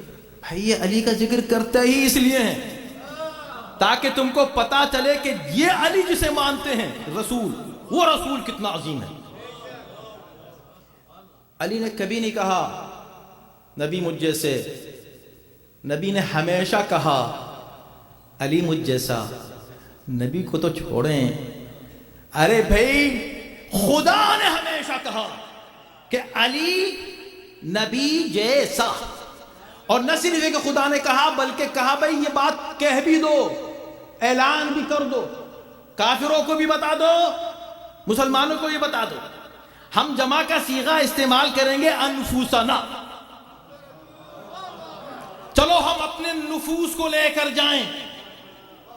جمع کا صیغہ اس لیے ہوگا تاکہ کھل جائے دروازہ, آؤ جو نفس ہے آ کے دکھاؤ. نہ کوئی آیا نہ نبی کسی کو لے کے گئے, یہ صرف علی ہی کیوں نکلے ایک نفس. اور یا اللہ جب علی ہی تھے تو واحد کا صیغہ استعمال کر دیتا کہ تم جاؤ اور اپنے نفس کو لے جاؤ, کہ نہیں نفوس کو لے جاؤ, تاکہ یہ بات ثابت ہو جائے کہ اس پوری کائنات میں کوئی نفس رسول ہوتا علی کے علاوہ تو علی کے ساتھ اس کو بھی لے کر جاتے. علی نفس رسول, نفس رسول, یعنی خدا نے بھی علی کو نفس رسول قرار دیا. اب جب نفس رسول بتائے گا کہ رسول کیا ہیں, تب ہمارا کلمہ مکمل ہوگا. غلط فہمی کا شکار ہے, علی ولی اللہ, یہ دیکھیں کہ اضافہ نہیں کیا, اسی کلمے کو مضبوط کیا ہے, سٹرونگ کیا ہے. اسی کلمے کو ہم ایک لا الہ الا اللہ کا ریفرنس, محمد رسول اللہ, محمد رسول اللہ کا ریفرنس علی ولی اللہ, صلوات علیہ محمد آلہ.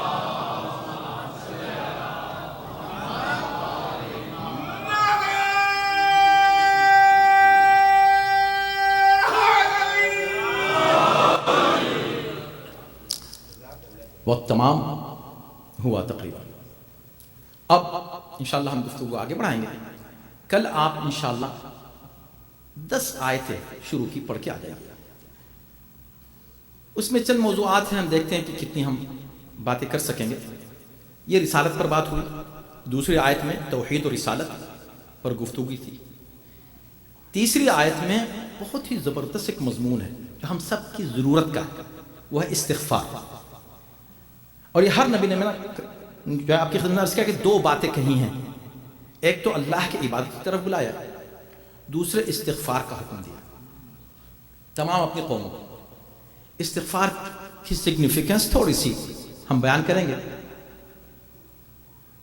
اور اس کے بعد رزق کا ذکر ہے آیت نمبر 6 میں اس سورہ ہود کی, رزق کی کیا حقیقت ہے.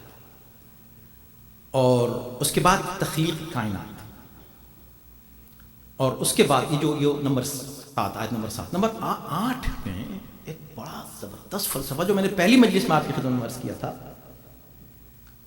کہ اللہ نے اس سورے میں انبیاء کا ذکر کیا ہے, انبیاء کے ساتھ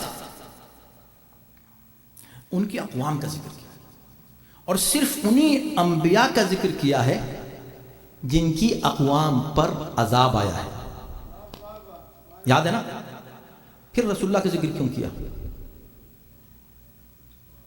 وہ آیت نمبر 8 میں ایک کمال کا پہلو ہے, اس پر ہم کل انشاءاللہ گفتگو کریں گے. تھوڑا سا پڑھ کے آپ آئیں گے تو اور آپ کو مزہ آئے گا. بہت زیادہ طولانی نہیں, 2-3 منٹ آپ کو لگیں گے. قرآن کھولیں, آیت نمبر 1 سے لے کر اور آیت نمبر 8 تک پڑھ لیں, اور ابھی تک جو آیتیں پڑھی گئیں 2 ہی آیتیں ہیں, ان کو زبانی یاد کر لیں انشاءاللہ. کیوں؟ اس لیے کہ قرآن سے ہمیں ہمیشہ اپنا رابطہ رکھنا ہے, مضبوط رکھنا ہے. قرآن اور اہل بیت کبھی پیغمبر نے فرمایا کہ لن یفترق، یہ دونوں کبھی جدا نہیں ہوتے. آپ جب قرآن کی بات کریں تو اہل بیت کی بات کرنی ہے. جب آپ اہل بیت کی بات کریں تو قرآن کی بات کرنی ہی کرنی. They are not separate. Never. They have never been separated. They are always together. ہمیشہ ساتھ ہیں، کبھی الگ نہیں. دنیا نے الگ کرنے کی کوشش کی، فزیکلی بھی الگ نہیں ہوئے. روحانی طور پر معنوی اعتبار سے تو کیا الگ ہوتے، ظاہری اعتبار سے بھی جدا نہیں کر سکے. سر کو جدا کر دیا، مگر سر جدا ہونے کے بعد بھی قرآن کی تلاوت کر کے بتا رہا کہ یہ حسین ہے. حسین اور قرآن میں تم جدائی پیدا نہیں کر سکتے. اللہ اکبر، یہ حسین ہے، یہ کربلا، یہ عزاداری. خدا کی قسم کتنی بڑی نعمت ہے، اس کا ہم کیسے شکر اللہ کی بارگاہ میں ادا کریں. اس میں ہم کو کیا کچھ نہیں ملتا. ہم اس فرش عزا کے ذریعے سے قرآن سے اور اہل بیت سے مربوط رہتے ہیں، متمسک رہتے ہیں. وہ حکم، وہ پیغمبر اسلام نے جو وصیت فرمائی تھی، یہ اس پر ہم عمل کر رہے ہیں. اور یہ تو بھائی دیکھو، ایک ہے مسلم، ایک ہے مومن، اور مسلم اور مومن سے پہلے ایک ہے انسان. یہ کربلا کا واقعہ کچھ اس طرح کا ہے کہ اس میں اگر کوئی انسان ہے، انسان، اور آپ نے دیکھا ہے یہ چیزیں بالکل سامنے آ رہی ہیں ابھی. یہ تو ہماری کمی ہے شاید کہ ہم اس کو صحیح طریقے سے پہنچا نہیں پا رہے ہیں دنیا کے سامنے. ایسی مظلومیت حسین نے مظلومیت کے ذریعے سے ظلم پر فتح حاصل کی. نان وائلنس حسین سے بہتر کون پیش کر سکتا ہے مظلومیت کے ساتھ، مگر ایسی فتح کہ ظالم ابھی تک شکست خوردہ ہے اور رہے گا، اور اسی حوالے سے، کربلا کے حوالے سے رہے گا. آج بھی آپ نے دیکھا، کل بھی دیکھیں گے، کل بھی دیکھا ہے. لیکن انسانیت، کچھ چیزیں انسانیت.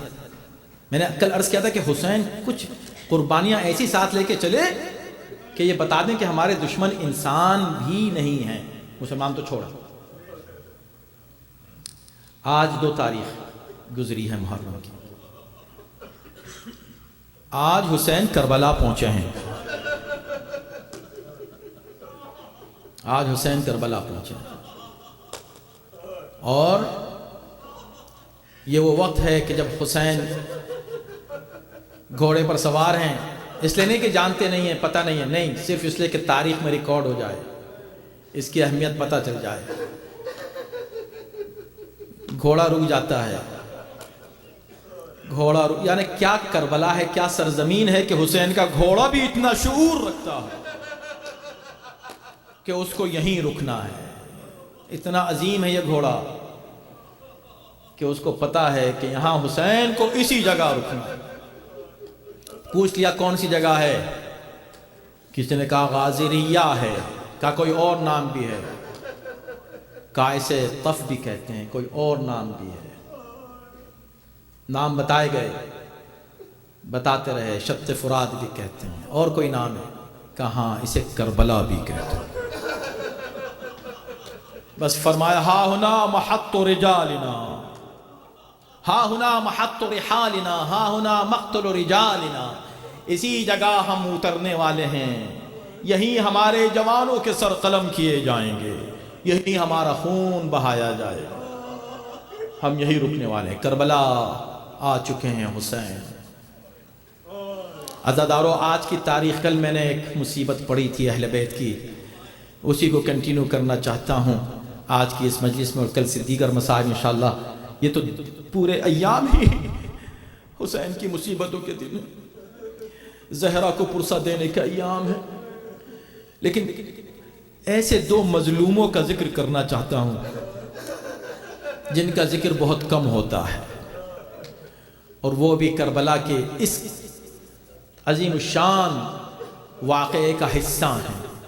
ان کے بغیر کربلا کا ہم تصور نہیں کر سکتے مکمل طور پر۔ کون ہے وہ؟ حسین کا وہ باوفا سفیر مسلم ابن عقیل۔ جب چلے ہیں تو ساتھ میں 2 ننھے سے بچوں کو لے کر چلے۔ دیکھیں، باپ کے لیے سفر پر بچوں کو لے کر جانا آج کا سفر نہیں تھا، وہ اس زمانے کا سفر تھا جس سفر میں بڑے لوگوں کو بھی اذیت ہوتی تھی، آسانی نہیں تھی، اور ایک ایسے شہر میں جا رہے ہیں جس کے بارے میں پتہ نہیں کیا ہونے والا ہے، مگر اجازت چاہتے ہیں۔ کیوں؟ اس لیے کہ معلوم ہے، پہلے سے پتہ ہے، یہ سب تیاریاں عقیل نے کی تھیں، یہ اسی دن سے تیاری عقیل نے کر لی تھی جب حسین نے عقیل سے کہا تھا مجھے کہ ایسی بیوی کے، ایسے خاندان کا پتہ بتاؤ، اور ایسی بیوی کا کہ جس کے بطن سے ایک بیٹا پیدا ہو بہادر، جو حسین کے کربلا میں کام آئے۔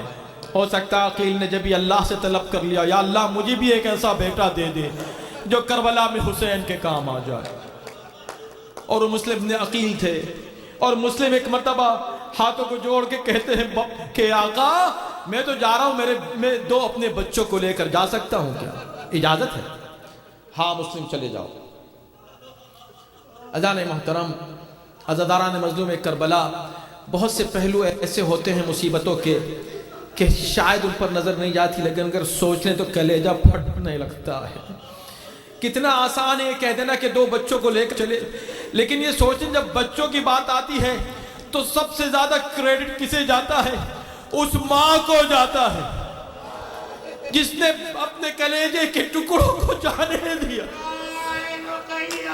ہاں لے جاؤ میرے بچوں کو، میرے بچے قربان میرے آقا حسین پر۔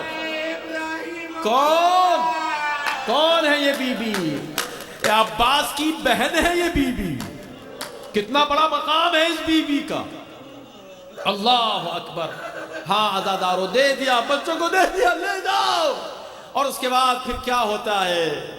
عصر کی نماز جیسی تمام ہوتی ہے، ہزاروں کا مجمع تھا، پیچھے پلٹ کے دیکھا تو مسلم اکیلے رہ جاتے ہیں۔ اس تنہائی میں اب پتہ نہیں بچے کہاں ہیں، مسلم کہاں ہے؟ مسلم کو اپنی تکلیف اتنی نہیں ہوگی جتنا اپنے بچوں کی جدائی کی تکلیف ہوگی۔ اس مجمع میں اگر کوئی ایسا باپ بیٹھا ہو جس کے بچے کبھی جدا ہو گئے ہوں تو اس کی کیفیت کیا ہوگی وہی محسوس کر سکتا ہے۔ کچھ مصیبتیں ہم محسوس نہیں کر سکتے، کچھ مصیبتوں کو صرف بیان کرنے سے آنکھوں سے آنسو نہیں آتے بلکہ محسوس کرنے سے آتے ہیں۔ اس لیے حسین نے اپنے جوان بیٹے سے بھی یہ بات کہہ دی تھی جب پوچھا کہ بابا آپ کیوں پیچھے پیچھے چلے آ رہے ہیں، تو عجیب جملہ کہا تھا، کاش تم بھی صاحب اولاد ہوتے۔ اتنا بڑا جملہ ہے سائیکلوجی کے لیے، کاش تم بھی صاحب اولاد ہوتے۔ تمہیں پتا چلتا ہے ایک بوڑھا باپ کیسے جوان بیٹے کو مرنے کی اجازت دیتا۔ اب یہ بات مسلم کے دل کی کیفیت کو کون محسوس کرے گا جب بچے جدا ہو گئے ہیں؟ اب ان کو اپنی فکر نہیں ہے کہ مجھ کو گرفتار کر لیا جائے گا، ان کو فکر یہ میرے بچے کہاں ہوں گے۔ ایک ایسے شہر میں جو خون کا پیاسا ہے، ننھے ننھے بچے کدھر ہو، اور اس طرف بچے ہیں گلیوں میں گم ہو گئے، کچھ پتہ نہیں کہاں ہیں بچے۔ اور اس کے بعد پھر ایسا موقع بھی ہوتا ہے، مسلم تو اس دنیا سے چلے گئے، مسلم تو شہید کر دیے گئے، بچے یتیم ہو گئے، اور یتیم بچوں کو گرفتار کر لیا گیا، قید خانے میں ڈال دیا گیا۔ مشکور سے ایک دن کہتے ہیں داروغہ زندان سے، تو ہم کو پہچانتا ہے؟ کہا نہیں میں نہیں جانتا۔ کہا ہم رسول کے گھر آنے کے بچے۔ جیسے اس کو پتا چلا یہ کون بچے ہیں، فوراً ہاتھوں کو جوڑا، معاف کر دینا بچوں، مجھے پتا نہیں تھا، میں نے تمہیں بھوکا بھی رکھا، پیاسا بھی رکھا، میں نے تمہیں اذیتیں بھی دی، لیکن میں کچھ نہیں کر سکتا۔ میں صرف اتنا کر سکتا ہوں کہ یہ دروازہ کھول دوں، تم چلے جاؤ۔ میں تم کو بتاتا ہوں ایک قافلہ جانے والا ہے مدینے، جلدی ان کے ساتھ شامل ہو کر مدینے پہنچ جاؤ، شاید تمہاری جان بچ جائے گی، یہ بڑا ظالم قوم ہے، یہ تمہاری تلاش میں ہے۔ بچے نکل جاتے ہیں، مشکور کو شہید کر دیا جاتا ہے، بہت بڑی قربانی دی ہے۔ مگر اب یہ بچے کہاں جائیں؟ ایک انجانا شہر ہے، ایک بیگانہ ماحول ہے، بچے رات بھر چلتے رہے اس قافلے کی تلاش میں. جب صبح ہوئی تو اپنے آپ کو اسی کوفے کی گلیوں میں پایا. ایک درخت پہ جا کر بیٹھ گئے، لرز رہے ہیں، کانپ رہے ہیں. ایک خاتون آتی ہے وہ پانی بھرنے کے لیے. اس نے 2 چاند سے چہرے، ان کی جھلک پانی میں دیکھی. سر اٹھا کے دیکھا تو کانپتے ہوئے 2 بچے نظر آئے. ایک مرتبہ عورت نے کہا کہ بھئی دیکھو گھبراؤ نہیں، تم ڈرے ہوئے لگتے ہو، کیا بات ہے، مجھے بتاؤ تم کون ہو. جب انہوں نے اس کی پیار بھری باتوں کو سنا، بچے تھے نا، چھوٹے بچے، بہت دن سے کسی کی پیار کی بات نہیں سنی تھی، تو ایک مرتبہ کہہ دیا کہ ہم مسلم کے یتیم ہیں. بچوں کو لے کر ایک مرتبہ یہ خاتون کا ارے میری مالکہ جو ہے وہ تمہارے گھرانے کی بہت ہی زیادہ حبدار ہے، محب اہل بیت، چلو میں لے کے چلتی ہوں، خوش ہو جائے گی. آ گئی گھر میں، خوش ہو گئی وہ بی بی. اللہ اکبر، یہ بچے آئے ہیں میرے گھر میں، رسول کے گھرانے کے بچوں نے قدم رکھا ہے. بچوں کو کھانا کھلایا، بچوں کے لیے بستر کا انتظام کیا. بچوں نے نماز پڑھی، نماز پڑھ کے بستر پر آرام کرنے کے لیے لیٹ گئے. نہیں معلوم تھا، اتنے خوش ہوئے بچے کہ اچھا چلو کہیں تو ہمیں سکون ملا، کہیں تو ہمیں پناہ ملی. خوش تھے، مگر یہ خوشی بہت دیر تک نہیں چلی. رات کا آدھا حصہ گزرا، ظالم اس مؤمنہ خاتون کا شوہر حارث ملعون داخل ہوتا ہے اور ہتھیاروں کو ڈال کر زمین پر کہتا ہے پورا دن گزر گیا مسلم کے بچوں کو تلاش کرتے ہوئے، مسلم کے بچے کہیں نہیں ملے. کہا ظالم کیوں انہیں تلاش کرتا ہے؟ کہا انعام ملے گا، ان کا سر قلم کروں گا. بہت سمجھانے کی کوشش کی، نہیں مانا. جا کر لیٹ جاتا ہے. چھوٹے بھائی نے ایک مرتبہ خواب میں دیکھا رسول کائنات بیٹھے ہیں، علی بیٹھے ہیں، حسن ہیں، بی بی ہیں، اور جناب مسلم داخل ہوتے ہیں ان کی بارگاہ میں. رسول اللہ کہتے ہیں مسلم تم آ گئے، بچوں کو چھوڑ دیا، جاؤ اپنے بچوں کو بھی لے کر آؤ. یہ بچہ چھوٹا خواب میں دیکھ رہا ہے، جاؤ بچوں کو لے کر آؤ. کہا حضور میں جاتا ہوں، آپ کا حکم ہے. اور مسلم آتے ہیں اور دونوں بچوں کو سینے سے لگا کے پیار کرتے ہیں. پیار کر کے کہتے ہیں بچوں میں تمہیں لینے آیا ہوں، میرے مظلوم یتیم بچوں میں تمہیں لینے آیا ہوں. یہ کہا ایک مرتبہ آنکھ کھل گئی بچے کی، آنکھ کھلی، بابا کو نہیں پایا، رونے لگا. بابا بھی آتے، بابا کہاں چلے گئے، بابا کہاں چلے گئے. بڑے بھائی کی آنکھ کھلی، کیا دیکھا بھائی؟ میں نے بھی یہی دیکھا ہے.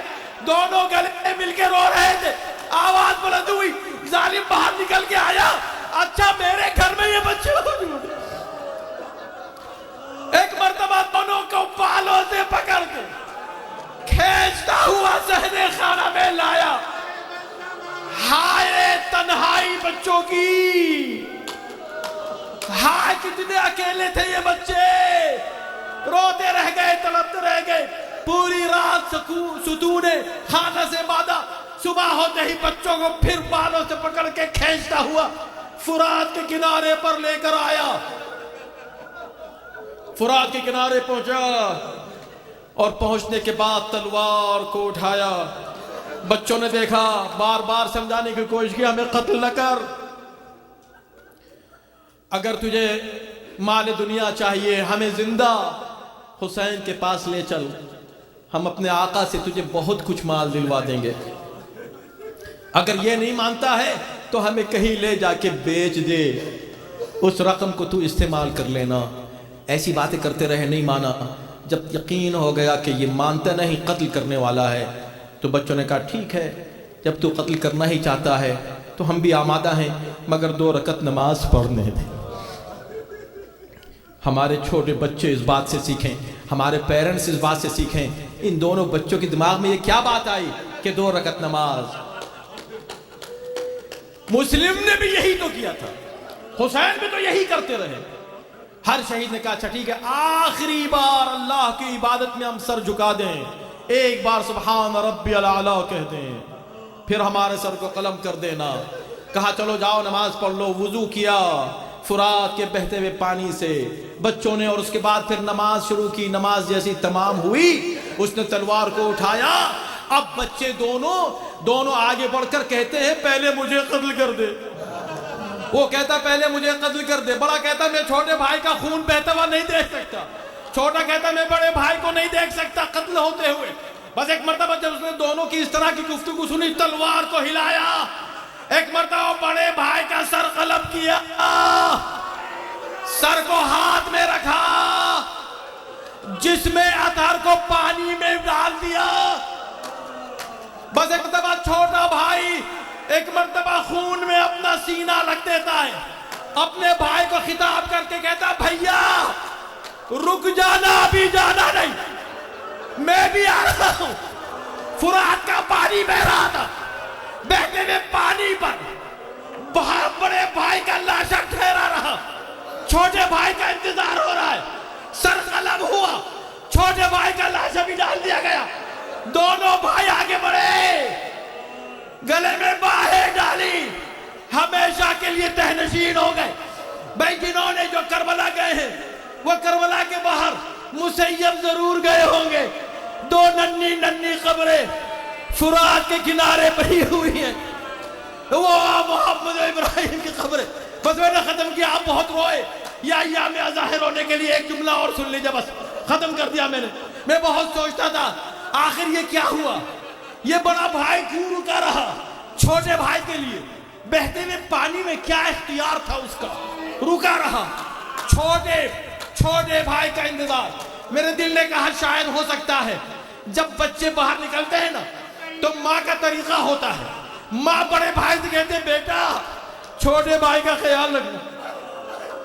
ہو سکتا ہے ماں نے وصیت کی ہو، بڑے بھائی نے آواز دی ہوگی اماں دیکھ لو مجھے مار دیا گیا، سر قلم ہو گیا، پھر بھی میں چھوٹے بھائی کو نہیں بھولا.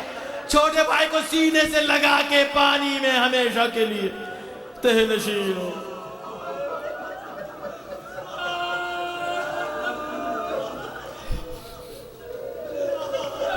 وَسَيَعْلَمُ الَّذِينَ ظَلَمُوا هِيَ مُنْقَلِبٌ. یا اللہ اس قوم کے بچوں کو ہر بلا سے محفوظ و مامون رکھ. ہمارے بچوں میں جذبہ ایمانی پیدا فرما. قیامت تک ہماری اولادوں میں، ہماری نسلوں میں یہ حسینی، یہ عزادار، یہ اہل بیت کے ماننے والے، یہ قرآن پر عمل کرنے والے، یہ حقیقی مسلم مؤمن پیدا ہوتے رہیں. ان کو صراط مستقیم پر قائم رکھ.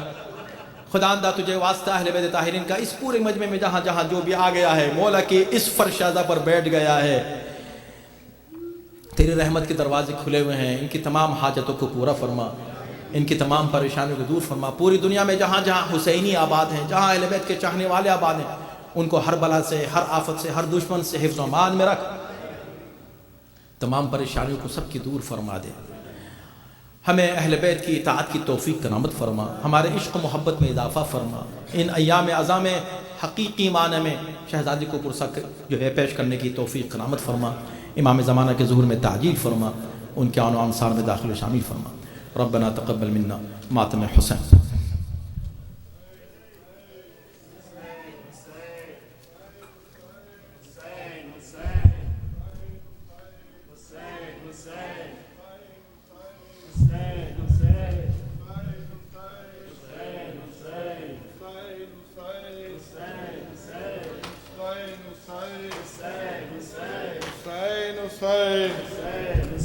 Hussein, Hussein, Hussein, Hussein, Hussein, Hussein, Hussein, Hussein.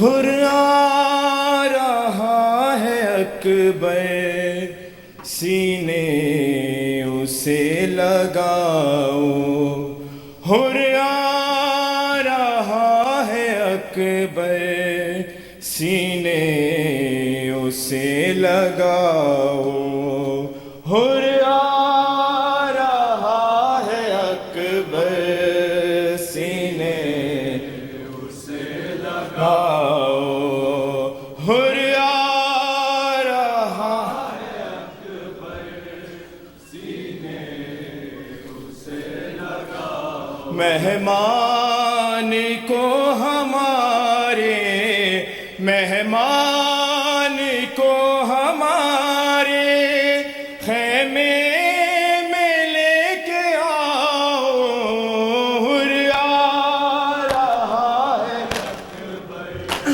سینے سے لگاؤ، ہر آ رہا ہے اکبر سینے سے لگاؤ، مہمان کو ہمارے، مہمان کو ہمارے خیمے میں لے کے آؤ، ہر آ رہا ہے اکبر سینے سے لگاؤ، ہر آ رہا ہے اکبر سینے سے لگاؤ، خود یاد ہوگا اس کو پانی تھا اس نے روکا، خوددار وہ بہت ہے شرمندہ ہم سے ہوگا، پیاسے ہیں سارے بچے اس کو نہ یہ بتاؤ، ہر آ رہا ہے اکبر سینے سے لگاؤ، ہر آ رہا ہے اکبر سینے سے لگاؤ، دیکھو وہ چل رہا ہے میدان میں لڑکھڑا کر، گرنے سے پہلے اکبر اس کو سنبھالو جا کر، اے میرے شاہزادے جلدی قدم بڑھاؤ، ہر آ رہا ہے اکبر سینے سے لگاؤ، ہر آ رہا ہے اکبر سینے سے لگاؤ، مہمان کو ہمارے،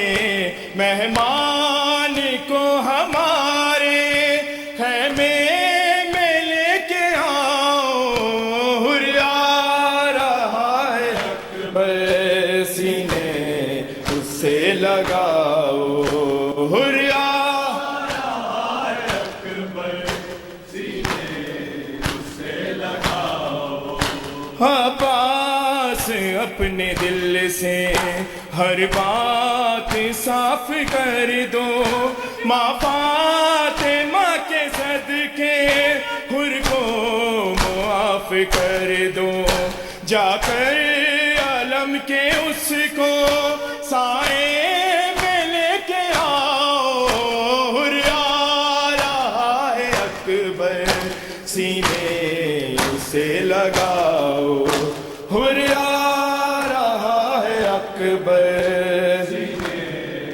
سے لگاؤ، حر آ رہا ہے اکبر سینے سے لگاؤ، تم سے بھی پہلے مرنے جائے گا اس کا بیٹا، جی بھر کے دیکھ لے وہ اپنے پسر کا چہرہ، کم وقت رہ گیا ہے جا کر اسے بتاؤ، حر آ گیا ہے اکبر سینے سے لگاؤ، حر آ رہا ہے اکبر سینے سے لگاؤ، تاش یہ کریمی سب یاد ہی رکھیں گے، مہمان کا پس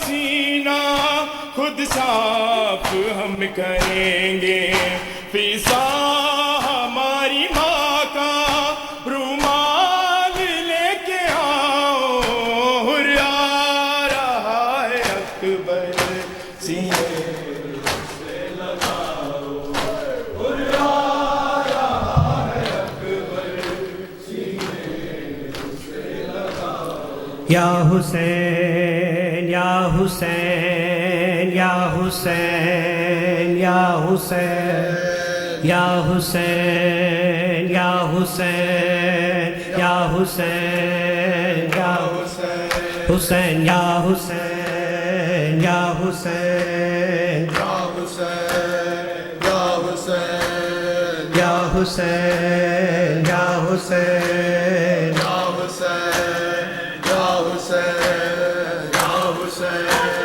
یا حسین کربلا والوں پہ یہ کیسا محرم آیا کربلا والوں پہ یہ کیسا محرم آیا کربلا والوں پہ یہ کیسا محرم آیا کربلا والوں پہ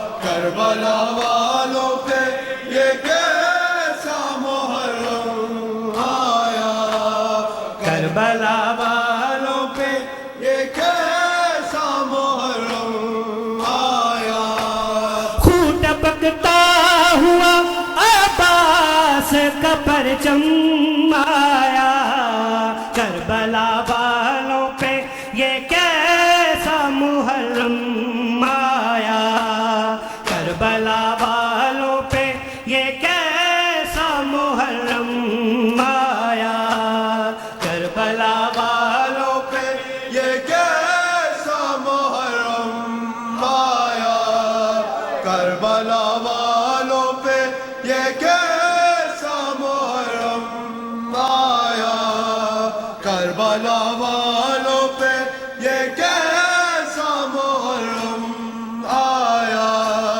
جیسے جیسے میرے غازی کا علم جھکتا گیا جیسے جیسے میرے غازی کا علم جھکتا گیا پشت میں حضرت شبیر کی بھی خم آیا خون ٹپکتا ہوا عباس کا پرچم آیا کربلا والوں پہ یہ کیسا محرم آیا کربلا والوں پہ یہ کیسا محرم آیا کربلا والوں پہ یہ کیسا محرم آیا کربلا والوں پہ یہ کیسا محرم آیا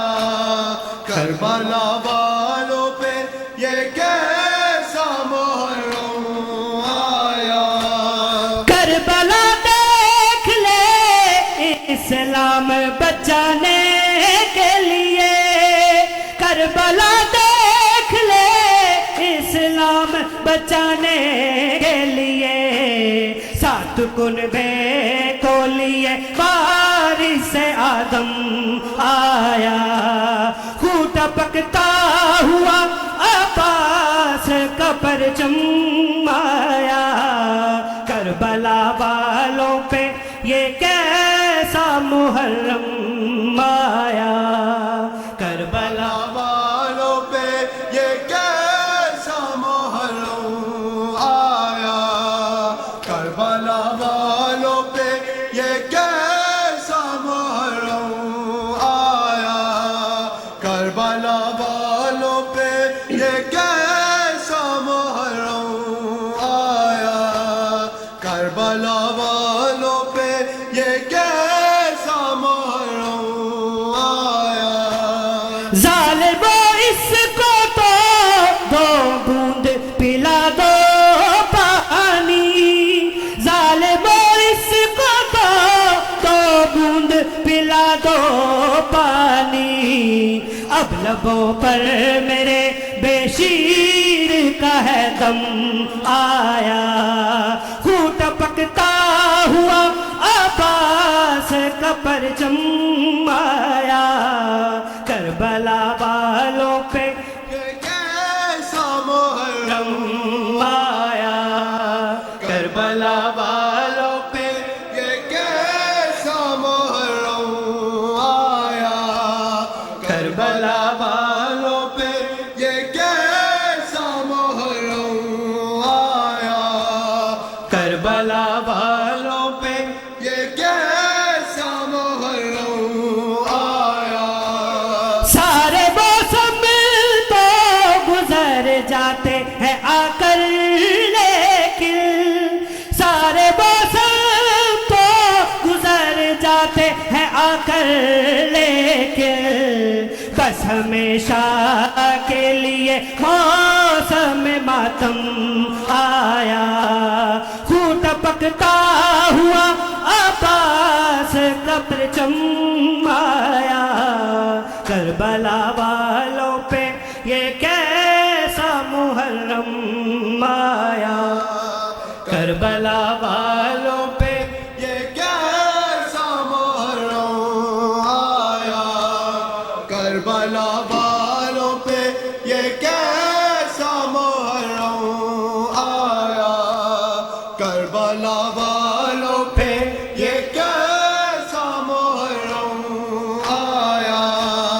چاند ریحان نظر آیا محرم کا ادھر، چاند ریحان نظر آیا محرم کا ادھر، گلزم اشک میری آنکھ میں پیہم آیا، خون ٹپکتا ہوا عباس کا پرچم آیا، کربلا والوں پہ یہ کیسا محرم آیا، کربلا والوں پہ یہ کیسا محرم آیا، کربلا والوں پہ یہ کیسا محرم آیا، کربلا والوں پہ یہ کیسا محرم آیا، کربلا والوں پہ یہ کیسا محرم آیا، کربلا والوں پہ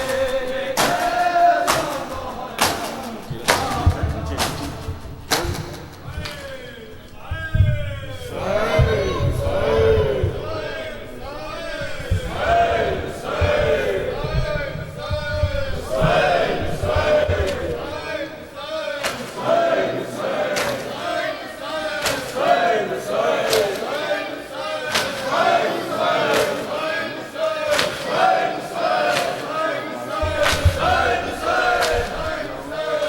کیسا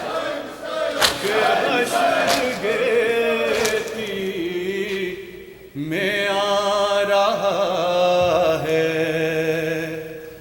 وغا کو عباس آ رہے ہیں، وغا کو عباس آ رہے ہیں، وغا کو عباس آ رہے ہیں،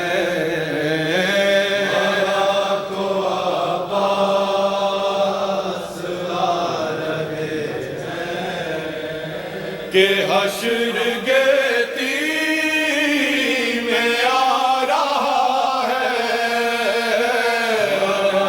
تو عباس آ رہے ہیں، وغا کو عباس آ رہے ہیں، زمین کا بڑھتا ہوا تزلزل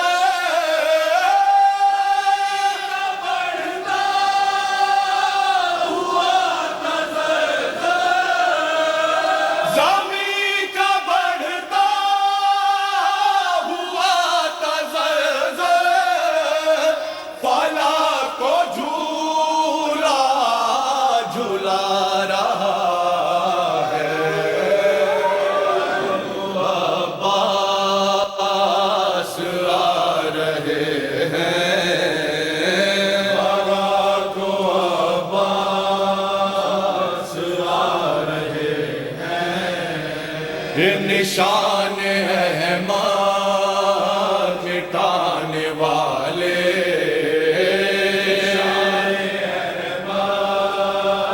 مٹانے والے بجھے چراغوں کا نور دیکھے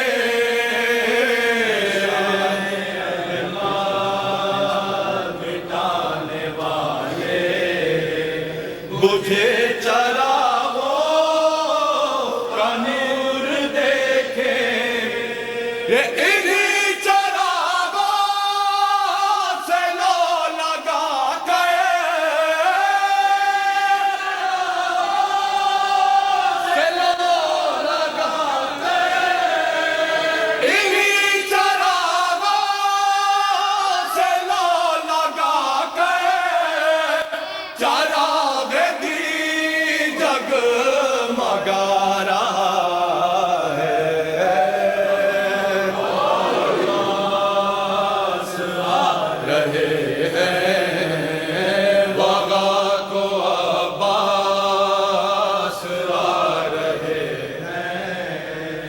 حبیب و مسلم کے تیوروں میں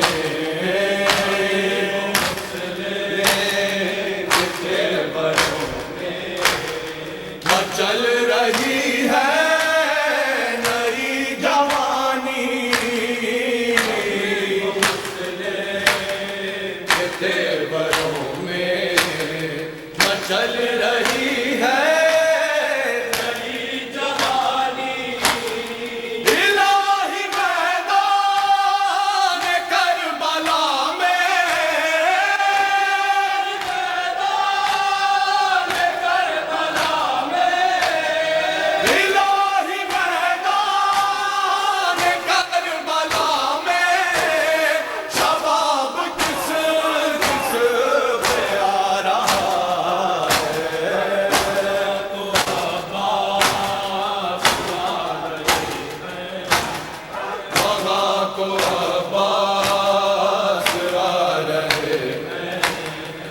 یزیدیت کا نشان پر ہوں نشان پر ہوں حسینیت کا بلند پرچم نشان پر ہوں حسینیت کا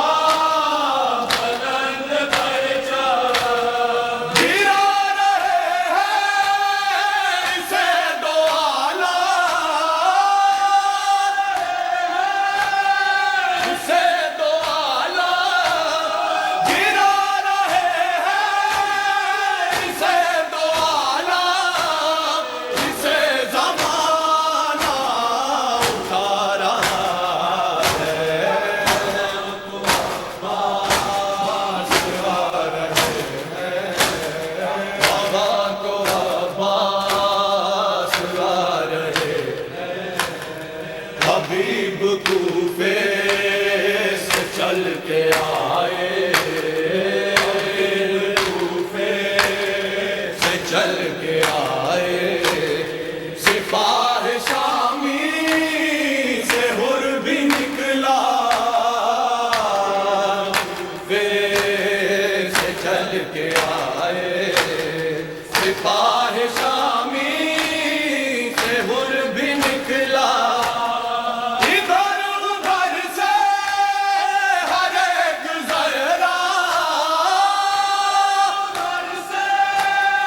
ہر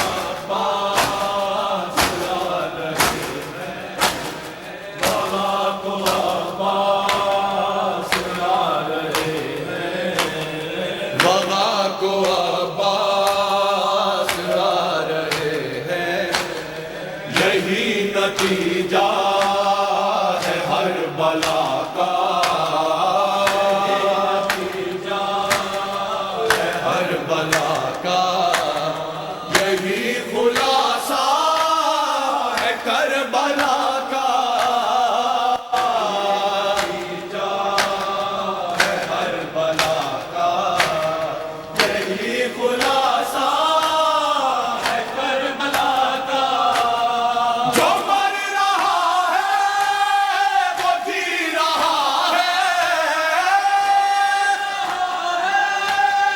وہ جی رہا ہے جو مر رہا ہے وہ جی رہا ہے جو کھو رہا ہے وہ پا رہا